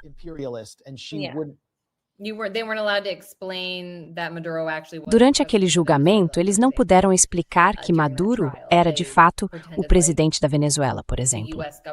Agiram como se o reconhecimento do governo paralelo pelos Estados Unidos fosse legítimo e, por isso, trataram Guaidó como presidente. Os jurados ficaram realmente confusos. A defesa dos protetores da embaixada nem sequer pôde mencionar, explicar ou esclarecer nada disso. Então, sim, há definitivamente maneiras de tornar esses julgamentos muito confusos e quase impossíveis de serem compreendidos pelos jurados. Quanto à longa ligação de Delcy com Rubio, como eu disse no começo, acho possível que houvesse competição entre facções dentro do governo venezuelano. Isso faz sentido para mim. O que não faz sentido é a ideia de que o exército dos Estados Unidos pudesse simplesmente voar até lá e sequestrar o presidente com facilidade. É difícil para mim acreditar nisso, que tudo se resumiu à incompetência. Mas não sei se isso significa que Delcy foi quem decidiu trair Maduro ou se havia outras forças em jogo. Mas você parece bem indignado com o que aconteceu. Com certeza. E quero dizer, outro ponto é que Maduro sempre esteve aberto a um acordo, e os Estados Unidos constantemente prejudicaram a Venezuela. Essa é a lição para o Irã e para qualquer outro país que esteja na mira. Não se pode negociar com esse governo de gangsters. Os Estados Unidos sempre agem de má fé quando sentem que têm poder suficiente para impor sua vontade sobre o inimigo oficialmente designado. Maduro estava aberto a um acordo. Ele estendeu o ramo de oliveira várias vezes e recebeu uma arma em troca. Então, Delcy Rodrigues, Trump a caracterizou como disposta a fazer o que quisermos. Isso pode simplesmente ser uma reafirmação da posição de Maduro, de que eles estão abertos a um acordo sobre o petróleo.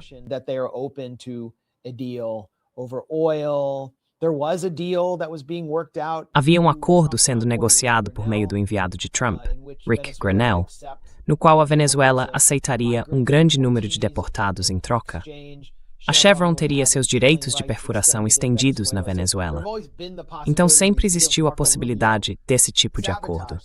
Marco Rubio sabotou isso, sobre o que eu posso falar. Então poderia ser isso que Trump estava se referindo? Que ela fará o que quisermos? Ou ele estava tentando travar algum tipo de guerra psicológica contra ela? Eu não sei. Nós não sabemos. Eu não sei. Mas ótima pergunta do Jackson.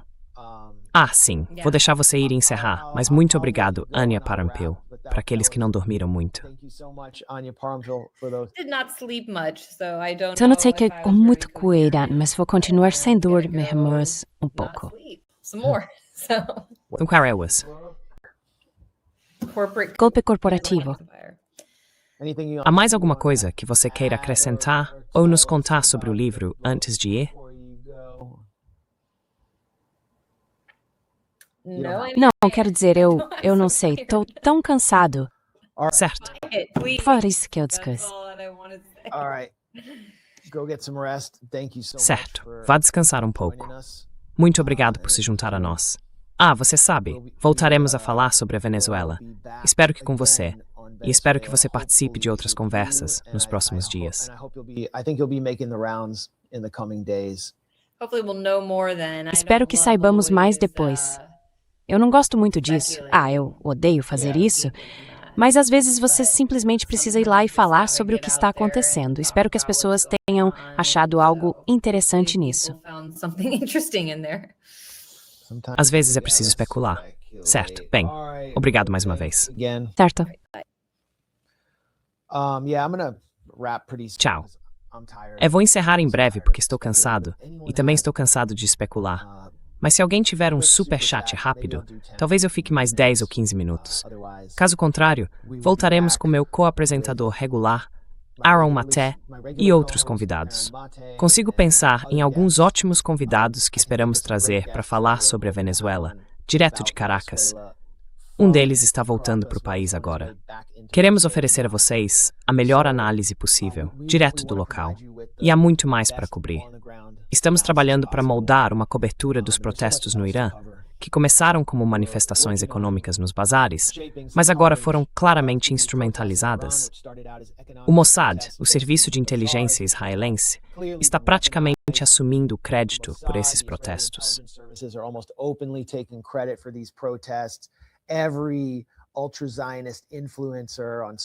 Todo influenciador ultracionista nas redes sociais está promovendo isso, e eles estão se tornando violentos. Então queremos oferecer alguma cobertura sobre isso. Assim como sobre o que está acontecendo na Somália e como a narrativa está sendo moldada dentro dos Estados Unidos. Essas são algumas das histórias que estamos acompanhando, mas temos tantos relatos sobre a Venezuela em nosso arquivo. Eu entrevistei Nicolás Maduro. Acho que vale a pena revisitar essa entrevista para entender seu modo de pensar, quem ele realmente é. Acredito que se ele for julgado no Tribunal do Distrito Sul de Nova York, isso pode se tornar um ponto de protesto e resistência, porque se trata de uma acusação criminal. Os promotores são os criminosos aqui. É algo que não podemos mais aceitar, e espero ver isso acontecer.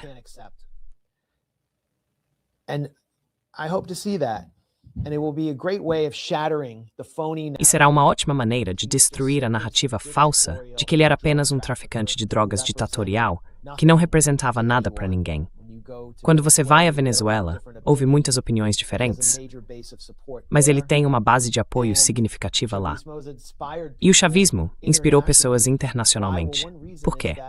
Bem, uma das razões é que durante a década de 1990, quando havia essa era de hegemonia unipolar, e os Estados Unidos estavam derrubando uma nação após a outra, começando pela Iugoslávia, avançando para o leste, em direção ao Iraque, uma nova voz surgiu nas Américas, clamando por integração regional, pela consolidação da soberania nacional da Venezuela e pelo uso de seus recursos para financiar programas sociais e tirar as pessoas das sombras.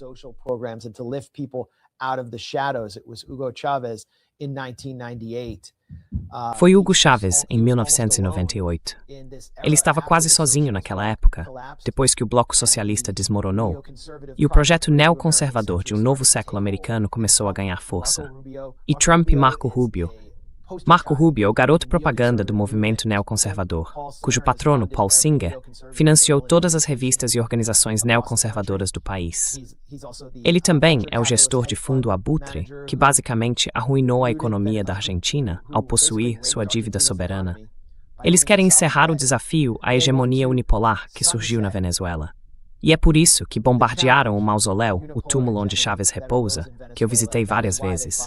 Eles querem destruir esse símbolo de soberania e resistência. É isso, em última instância, ideologicamente, que está em jogo quando se vai além da questão do petróleo ou das drogas.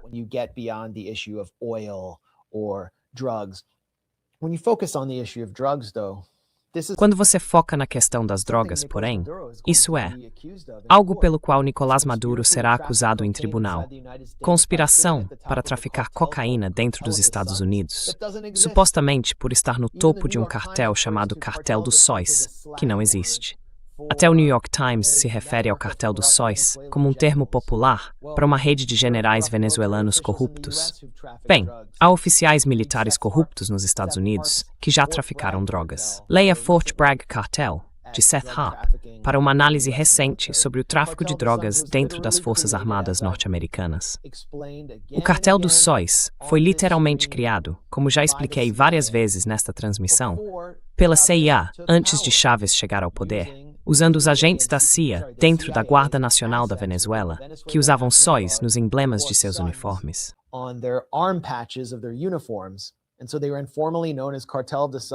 E assim, eles ficaram conhecidos informalmente como o Cartel dos Sóis. Eles enviavam drogas para os Estados Unidos sob ordens da CIA, que queria deixar a droga circular. Há, na verdade, um ótimo artigo, não apenas o segmento do programa 60 Minutes, de Mike Wallace, sobre isso, entrevistando os agentes da CIA que foram instruídos a enviar cocaína para os Estados Unidos, mas também um de Alexander Cockburn e Jeffrey St. Clair, na Counterpunch, sobre as mais de 20 toneladas de cocaína enviadas aos SDMs sob a supervisão da CIA por meio do chamado Cartel dos Sóis. Depois que isso aconteceu, por que eles enviaram as drogas para os Estados Unidos, aliás? Supostamente, era para expor rotas e traficantes de drogas nos Estados Unidos, e eles afirmavam que iriam monitorar tudo.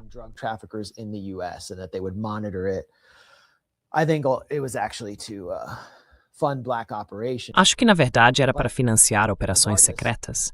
Mas, de qualquer forma, o Cartel dos Sóis desapareceu depois disso. Não havia nenhum vestígio deles. Sob Chávez, a DEA foi expulsa da Venezuela, e Chávez então passou a destruir mais de 50% dos aeródromos do país, que eram usados pelos cartéis.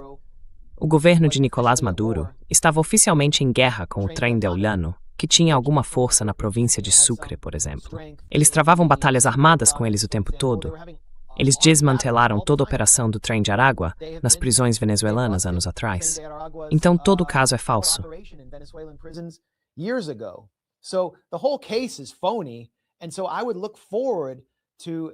E, portanto, eu aguardaria com interesse que Nicolás Maduro apresentasse uma defesa sólida e explicasse ao tribunal e ao público dos Estados Unidos como foi o próprio governo norte-americano e a agência de tráfico de cocaína, conhecida como CIA, que na verdade criou o Cartel dos Sóis. E a hipocrisia, não apenas de perdoar Juan Orlando Hernández, mas também do enorme apoio dos Estados Unidos a Daniel Noboa, que, como explicamos no The Grey Zone, em um novo documentário produzido por Oscar León, traz uma entrevista com o jornalista que mais fez no Equador para expor os vínculos de tráfico de drogas do presidente Daniel Noboa, apoiado pelos Estados Unidos, e de sua família. O nome do jornalista é Andrés Durán. Andrés Durán is the name of the journalist. O Equador é a principal fonte de tráfico para os Estados Unidos, e depois vem o fentanil. Podemos falar sobre fentanil nesse tribunal? Não há fentanil sendo enviado da Venezuela. Eles não produzem fentanil. Ele vem pelo México. E quem é responsável pelas mortes por fentanil e pelas mortes por opioides nos Estados Unidos? Os nomes deles estão em museus aqui mesmo em Washington. O Sackler. Todos esses pontos eu acho são relevantes. E sim, estou preocupado que o juiz, se houver um julgamento com o júri, impeça o júri de ouvir qualquer um desses pontos e limite a natureza política do julgamento.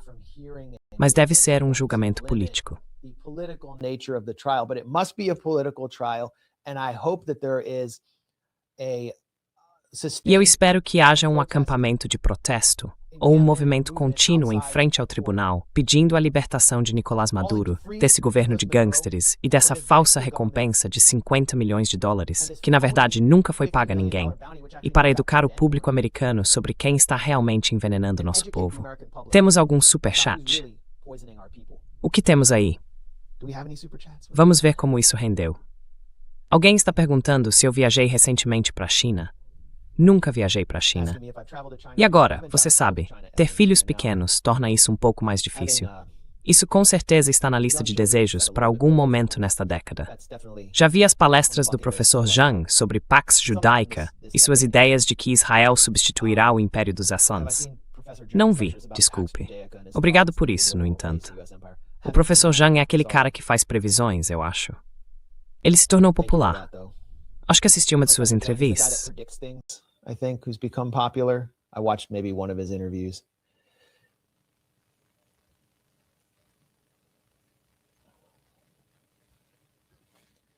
Yeah, I haven't heard about this either. Israeli tech firms Eu também não ouvi falar disso. Empresas de tecnologia israelenses criando resultados de busca com nomes de pessoas para gerar paranoia. Isso seria como aqueles resultados preditivos do Google antes de algo acontecer com alguém? Não sei ao que isso se refere.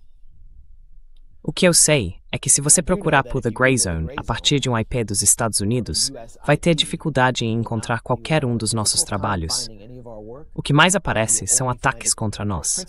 Mas, se você fizer a busca a partir de um IP, sei lá, da América Central, isso não acontece. Então, o SEO está claramente sendo manipulado para nos demonizar. Obrigado. Thank you.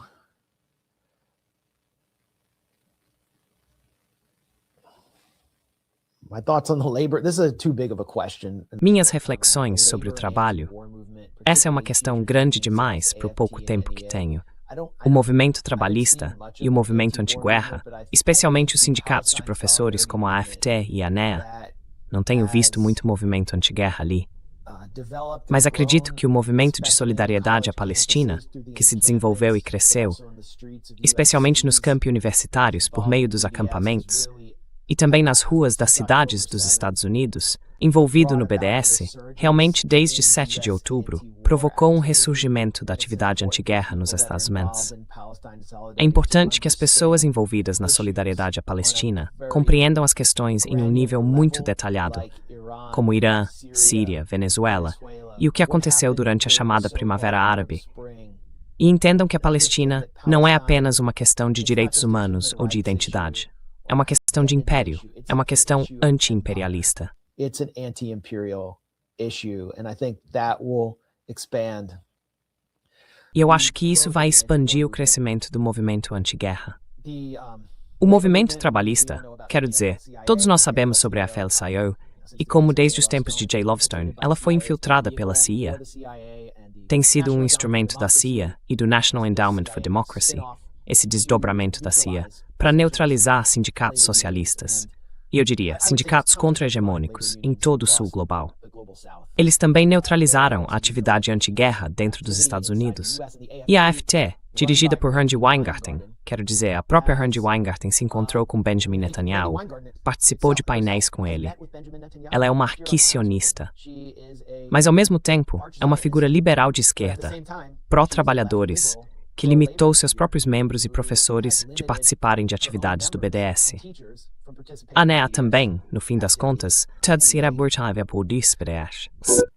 It really comes down to whether you can do BDS or not.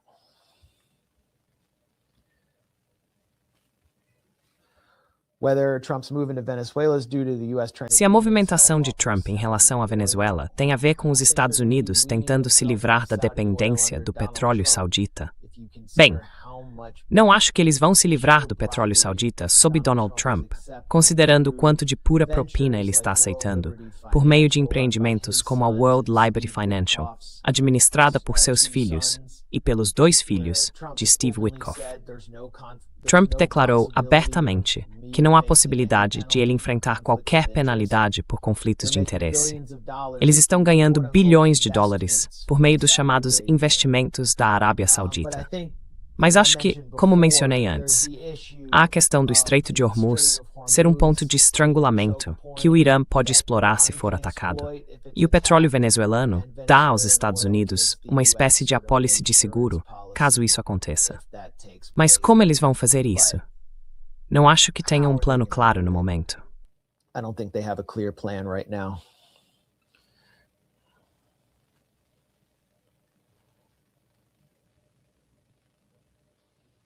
Leopoldo Lopes and Juan Guaidó making a comeback. Leopoldo Lopes e Juan Guaidó fazendo um retorno?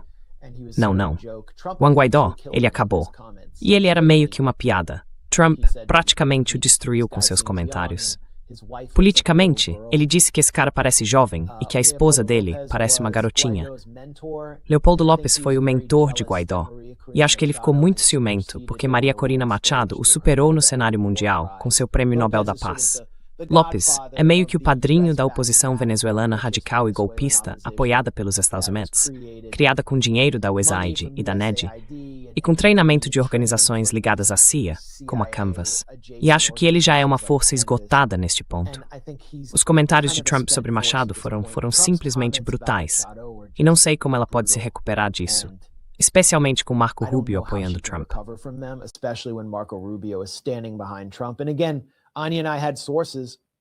E novamente, Anya e eu tínhamos fontes nos dizendo que Rubio não levava Machado a sério, o que é interessante, porque ele parece ideologicamente alinhado com ela. Mas como ela poderia chegar e governar? Quero dizer, sério, como ela poderia chegar e basicamente assumir o controle de um país quando há um exército que foi moldado pela ideologia do chavismo, da soberania, e então dizer aos militares: bem, nós vamos nos tornar um exército neocolonial de fachada e vocês vão apontar suas armas para os venezuelanos, basicamente para seus vizinhos nos bairros que protestam, enquanto deixamos esses caras ricos de Washington e Miami saquear todo o nosso país. É preciso ter o controle das armas, e é aí que entra Diosdado Cabello. Ele realmente representa esse grupo.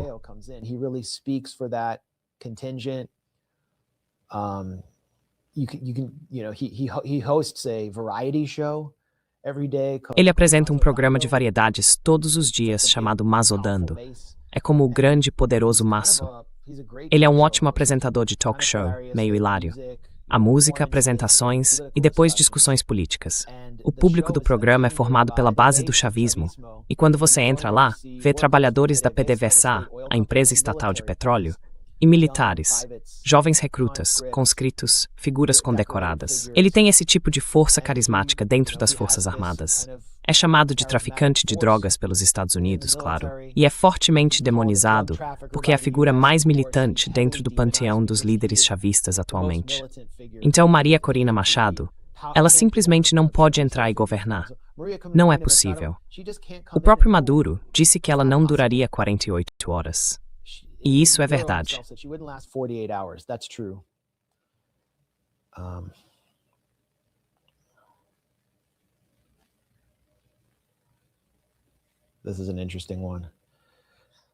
Essa é interessante.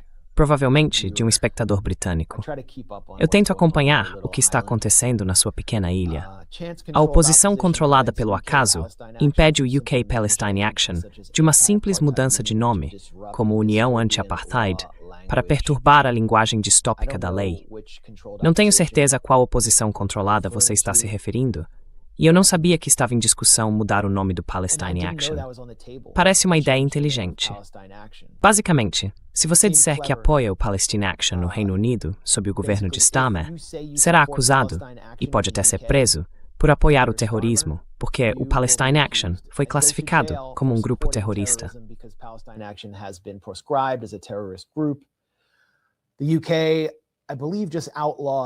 Acredito que o Reino Unido acabou de proibir também a frase globalize a intifada, após o massacre em Bondi Beach, cometido por apoiadores do ISIS, que não tem nenhuma relação com o movimento de solidariedade à Palestina. O Reino Unido está se tornando um inferno repressivo. A identificação digital está sendo implementada, e isso está dificultando até o uso do Substack, de propósito. Talvez isso seja uma forma de contornar essa lei de discurso, mas ela precisa ser contestada diretamente. Também vi pessoas com cartazes dizendo ação de plasticina. Eu apoio a ação de plasticina.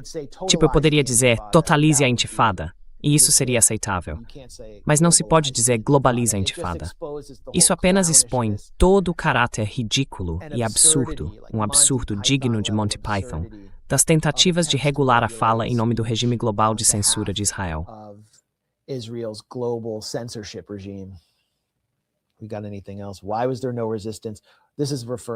Tem mais alguma coisa? Por que não houve resistência? Isso se refere ao motivo pelo qual o exército da Venezuela não disparou um tiro contra os Estados Unidos quando estes invadiram Caracas.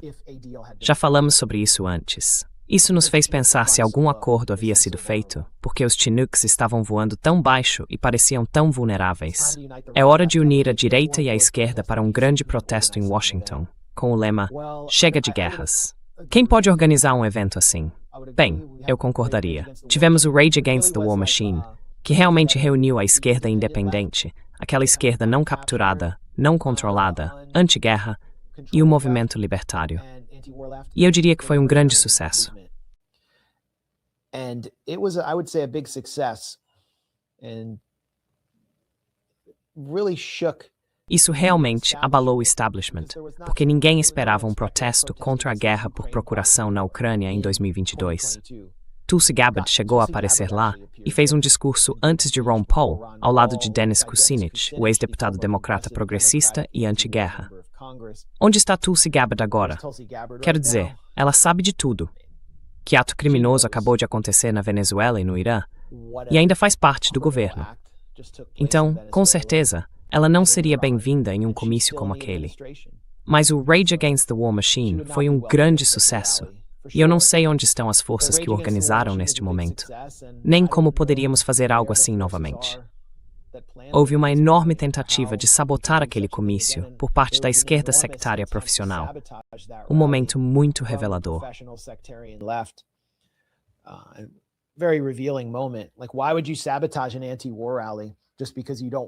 Por que alguém sabotaria um comício contra a guerra só porque não quer reunir pessoas de diferentes linhas partidárias e ideológicas? Foi chocante, mas acho que muita gente percebeu o valor de construir coalizões em um momento em que Trump é presidente. E estamos vendo jovens da direita começarem a despertar para a mentira do sionismo cristão. Deveria ser, poderia ser, uma união, não sei, uma união contra o comício pró-Israel. Seria ótimo. De alguma forma, isso nunca seria permitido. Mas eu apoiaria a ideia. Acho importante, porém, que haja algum tipo de protesto e resistência constante em frente ao Tribunal do Distrito Sul de Nova York.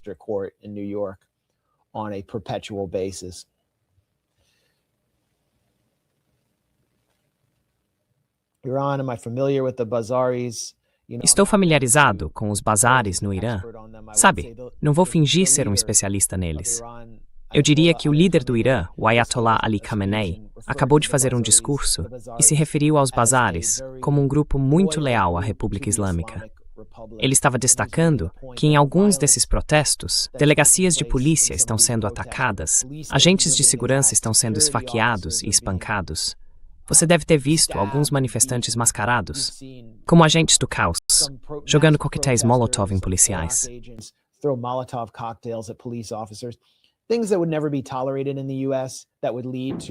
Coisas que jamais seriam toleradas nos Estados Unidos, que levariam à repressão violenta de manifestantes e à celebração dessa repressão pelo governo Trump, estão sendo incentivadas por Trump e pelo regime israelense. Mas o ponto de Khamenei é que esses protestos, as manifestações econômicas contra a inflação, que é resultado direto das sanções dos Estados Unidos, estão sendo usados como instrumento por agentes internos do caos, que, segundo Mike Pompeo, estão sendo manipulados por agências de inteligência, inclusive a de Israel. Quero dizer, ele afirmou abertamente que o Mossad está marchando ao lado deles.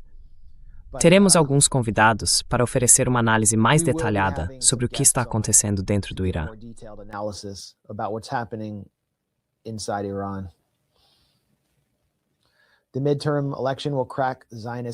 A eleição de meio de mandato vai quebrar o controle sionista sobre o governo dos Estados Unidos? Não, porque os democratas também são controlados pelo AIPAC e pelo lobby de Israel. O truque que os democratas usam é dizer, bem, eu não recebo dinheiro do AIPAC, como Gavin Newsom dizendo isso. Eu não recebo dinheiro do AIPAC. Eu apenas faço o que o AIPAC quer, porque o AIPAC não precisa te dar dinheiro diretamente. Eles criam comitês de ação política, disfarçados, que podem ter nomes como American Democracy PAC, e então veiculam anúncios te apoiando ou atacando teu oponente por, digamos, votar da maneira errada no projeto BBB de Trump. Nem será sobre Israel, mas todo o dinheiro vem de doadores sionistas milionários e bilionários, com base no teu apoio a Israel. Foi assim que pessoas como Jamal Bowman e Cori Bush foram derrotadas.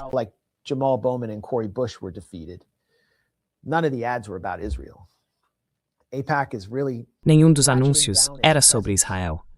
O AIPAC está realmente reduzindo sua presença, especialmente dentro do Partido Democrata, mas está aumentando sua atividade. Eu realmente acho que as eleições de meio de mandato vão repudiar a agenda de Donald Trump. Quero dizer, o número genérico agora de democratas sobre republicanos está bastante alto do ponto de vista histórico. Então, quero dizer, o público basicamente já se cansou de Trump e o MAGA realmente perdeu seu impulso. Basta assistir ao último Manifest da Tepusa para ter uma noção de todas as divisões que estão surgindo dentro da base do MAGA. E, obviamente, não existe mais America First, pelo menos sob a bandeira de Trump. Ele está prometendo fazer construção de nação na Venezuela. Isso, a coisa menos America First que se pode fazer. That's the least America First thing you can do.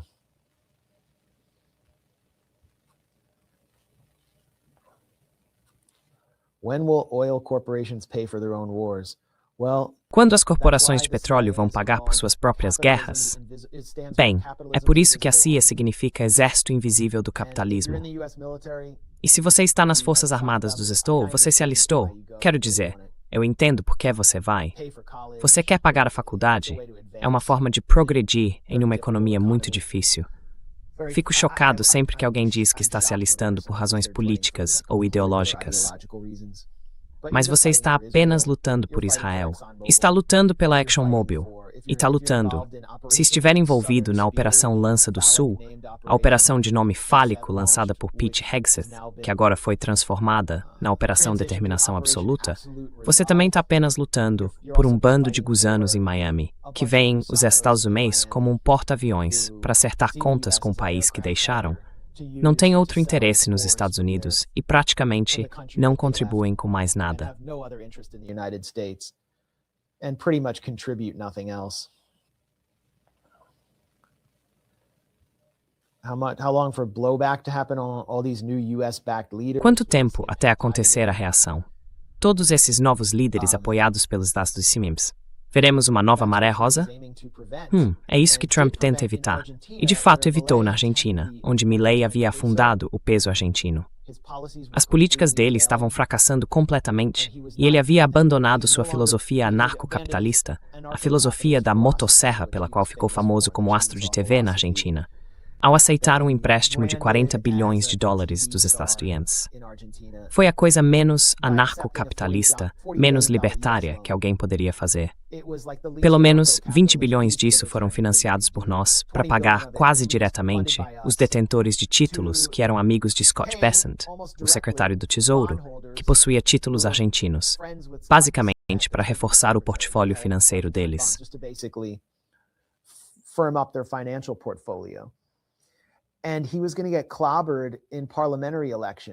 E ele ia ser derrotado nas eleições parlamentares, como a versão deles das eleições de meio de mandato. E foi aí que o empréstimo entrou em cena. Trump disse ao público argentino: se vocês não votarem no partido dele, se tirarem o partido dele do poder, eu não darei esse empréstimo e a economia de vocês será destruída. Então, os argentinos estavam com uma arma apontada para a cabeça quando votaram.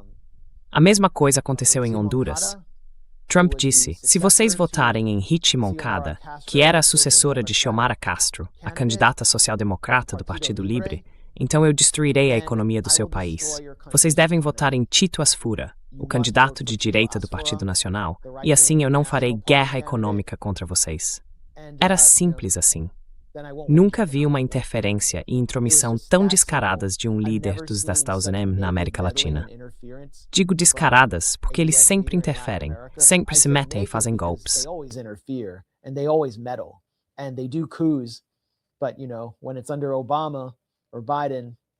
Mas quando é sob Obama ou Biden, eles tendem a manter as coisas nos bastidores. Com Trump, é uma armação aberta de guerra econômica para gerar um resultado político e garantir que a maré rosa continue recuando. Mas há países como o México, onde, quero dizer, Honduras foi a República das Bananas original. Eles não têm um histórico de um movimento forte pró-soberania. Manuel Zelaya, o fundador do Partido Livre, não era um socialista radical quando chegou ao poder. Ele era bem centrista. E então, ele é removido em um golpe e percebeu de verdade o momento em que vivia, que teria de lutar para voltar e enfrentar um governo golpista, fortemente militarizado e apoiado pelos Estados Unidos.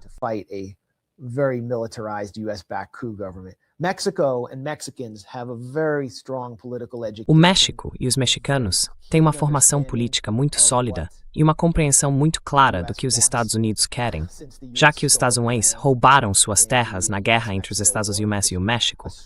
Um verdadeiro roubo de terras, o que reflete o que Trump está tentando fazer com a Venezuela. Por isso, eles estão apoiando uma líder como Sheinbaum, que é muito popular, e acho que eles entendem o que está em jogo. Eles têm um programa muito parecido com o da Venezuela, que é nacionalizar a Pemex e usar a Pemex como uma força motriz econômica para o país.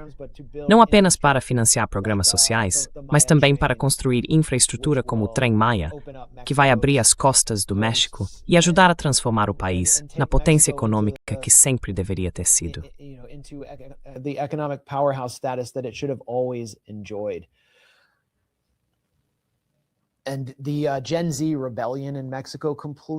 E a rebelião da geração Z no México fracassou completamente e foi facilmente exposta. Então, acho que tudo se resume à consciência política dos países. No Equador, Rafael Correa foi exilado. Ele foi traído por Lenín Moreno, seu sucessor, e impuseram um regime repressivo que está reprimindo a dissidência política de maneira sem precedentes. Quero dizer, veja as consequências da transição de uma figura como Rafael Correa para o cenário atual, em que o Equador passou de um dos países mais seguros do hemisfério para um dos mais perigosos do mundo, com, acredito, 5 das 10 cidades mais perigosas. Guayaquil, eles a chamam de Guayaquil. Guayaquil they call it Guayaquil. There's a naval base in Guayaquil or a military base. Há uma base naval em Guayaquil, ou uma base militar, onde todo o perímetro fora da base é controlado por um cartel, e eles precisam se proteger para não serem dominados. Isso acontece porque Lenín Moreno e Noboa, em um grau ainda maior, acabaram com o que restava dos programas sociais, privatizaram tudo, e os jovens não têm outra opção a não ser entrar para as gangues. Essa é a consequência de reverter a maré rosa. O que mais temos? Eu já respondi a essa pergunta antes. Machado tem sequer apoio suficiente para assumir o poder? Não. É só, sabe, voltar atrás. Eu já expliquei isso. E sim, ela nem era a figura mais popular dentro da oposição radical.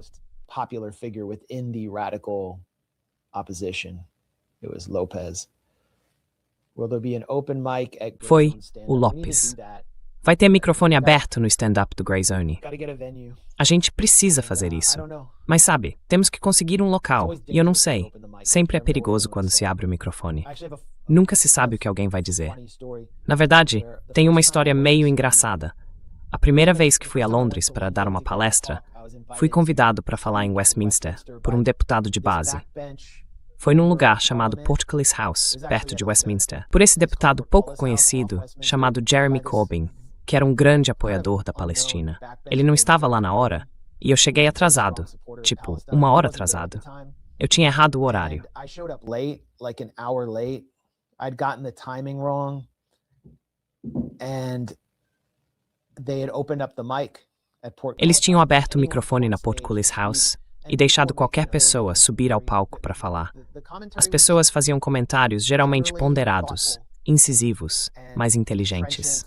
Então, uma pessoa se levantou. Aparentemente, alguém que já havia segurado um cartaz em um protesto, comparando Israel à Alemanha nazista. Tinham plantado esse propagandista sionista na minha palestra para tentar retratá-la como algum tipo de reunião antissemita com tema nazista. Ele publicou um texto, esqueci o nome dele, embora as pessoas no Reino Unido envolvidas na solidariedade à Palestina provavelmente o conheçam, mas esqueci o nome. De qualquer forma, ele escreveu em seu blog, afirmando que a palestra de Max Blumenthal foi apresentada em um evento organizado por Jeremy Corbyn por um negador do Holocausto. An event organized by Jeremy Corbyn by a Holocaust denier. And the proof that he was a Holocaust denier was that he had held a sign. E a prova de que ele era um negador do Holocausto era o fato de ter segurado um cartaz comparando Israel à Alemanha nazista. O que tipo, eu comparo Israel à Alemanha nazista o tempo todo. Eu também nunca tinha ouvido falar desse cara. Ele era apenas uma pessoa aleatória que falou no microfone aberto antes de mim. Então, quando Jeremy Corbyn declarou sua candidatura à liderança do Partido Trabalhista, acho que foi em 2015, alguns meses depois dessa palestra, ele se tornou uma figura conhecida internacionalmente. Em um movimento muito habilidoso, o movimento britânico contra a guerra e a esquerda britânica organizaram cerca de 100 mil pessoas para se filiarem ao Partido Trabalhista e inundá-lo com novos membros para apoiar Corbyn na liderança.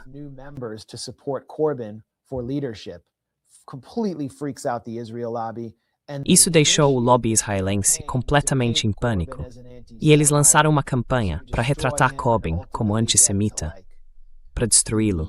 E no fim das contas, chegar a alguém como Keir Starmer, uma figura do tipo comissão trilateral, que é o que eles têm agora. A primeira ofensiva, acho que foi realmente o tiro de abertura, foi a alegação de que Jeremy Corbyn havia recebido um negador do Holocausto em Westminster para abrir o evento de Max Blumenthal, conforme noticiado pelo Daily Mail. Esse foi o primeiro passo dessa campanha, que durou anos, tentando rotulá-lo como antissemita. Mas eu acho que, sabe, um microfone aberto do Grey Zone poderia ser interessante. Quero dizer, nós fazemos longas sessões de perguntas e respostas em nossos eventos do Grey Zone, e recebemos ótimas perguntas lá.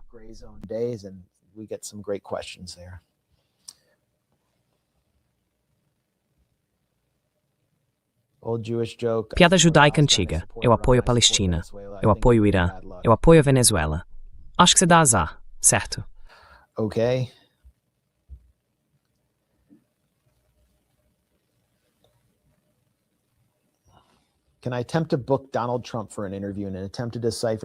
Posso tentar marcar uma entrevista com Donald Trump só para decifrar o caos aparentemente insondável do tecido cerebral abaixo do padrão dele?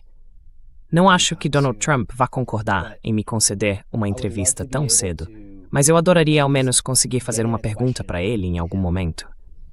Provavelmente vou pedir perguntas durante a próxima sessão de Superchat. Mas, quero dizer, o que você espera dele neste ponto? Muito do que ele diz é incoerente. Tenho que admitir, porém, que ele parecia meio eufórico hoje na coletiva de imprensa. Ele realmente acreditava que tinha realizado algum tipo de façanha diplomática e militar. E é provável que as coisas piorem a partir daqui. Certo, tenho que ir. Mas eu realmente... I gotta go. But I really,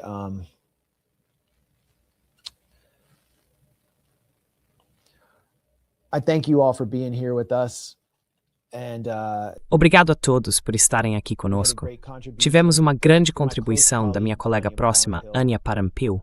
Confiram o livro dela, comprem o livro dela, Corporate Coup.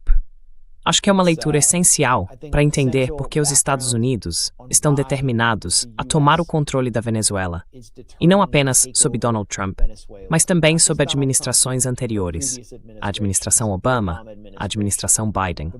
Eles ajudaram a levar isso adiante até o ponto em que estamos hoje, em que o presidente da Venezuela foi sequestrado e está sendo mantido como refém pelos Estados Unidos e será submetido a um falso julgamento por acusações de tráfico de drogas.